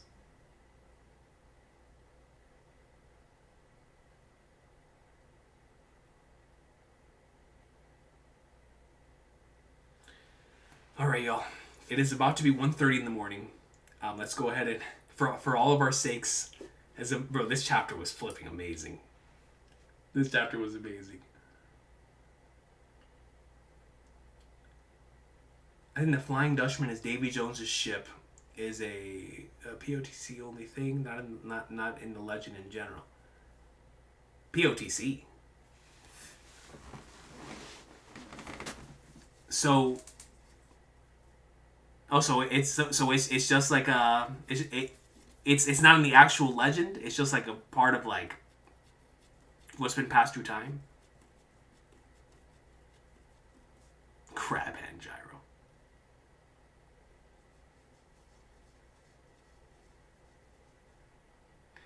Would be cool if Big Mom got Katakuri oven and Daifuku's fruits from the chest. She did say the fruits would be great for her kids. Yeah. Besides Kaido's fruit, she was locked in for a... Nah, if Big Mom really did get all of their fruits from here... But you're right. It makes sense. And there is 9 chests. Pirates of the Caribbean. Gotcha. Pirates of the Caribbean.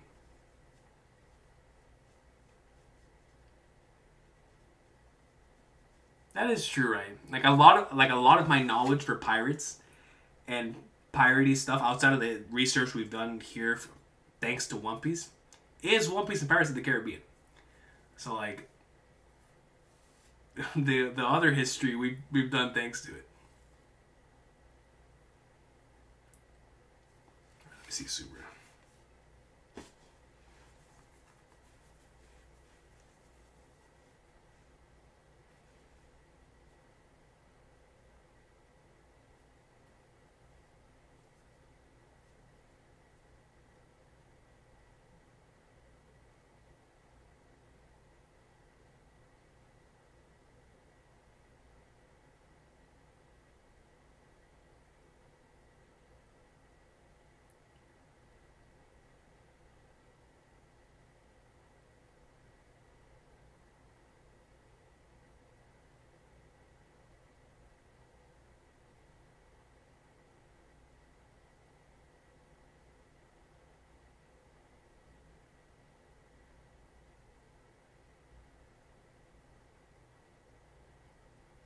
I'll have to read this one off stream. Super, it is a long thread. I'll definitely keep this and read it for sure. But thank you for sending me my way, Super. It is a long thread. I'll definitely have to read that on my own. Second night in a row I've stayed up this late. I've played Melee till 2 a.m. Getting the last trophies. Yeah, that is definitely time well spent. No doubt. No doubt. All right, y'all. My head's about to burst. I'm exhausted. This chapter was absolute peak. Yo, I love to you, Tusky. Thank you so much. I'm hoping everything is good for over on your end as well. But this chapter was special. Beautiful, beautiful chapter. Once again, fraud piece at the highest regard, except I am the fraud today for the dragon thing. And just so excited for what's happening next. And we have no break. So we'll see y'all here next week for what's bound to be another chapter of the year contender. Super, super excited for what's to come. But it's going to be a fun time, man. It's going to be a really, really fun time. We are in such an amazing part of the series right now that I just can't believe everything we got in this chapter, right? Unbelievable. Yeah, next week I will definitely be safe from that. I'm gonna do the same thing I did this week that I'm gonna do it next week, especially for next week. We're doing God Valley next week, no doubt. No doubt. Beautiful, beautiful chapter. Beautiful, beautiful chapter. Good night. This chapter hit hard. Remember, it's back greater than Roger. Yo, let's see how the character conclusion is. Cause man, Rox is such an amazing character. I should I say Davey. Davey D's a back, bro. Shout out to the boys, man. All love to y'all. Thank you so much for stopping by this week. For everybody playing Silk Song, looking forward to playing that tomorrow.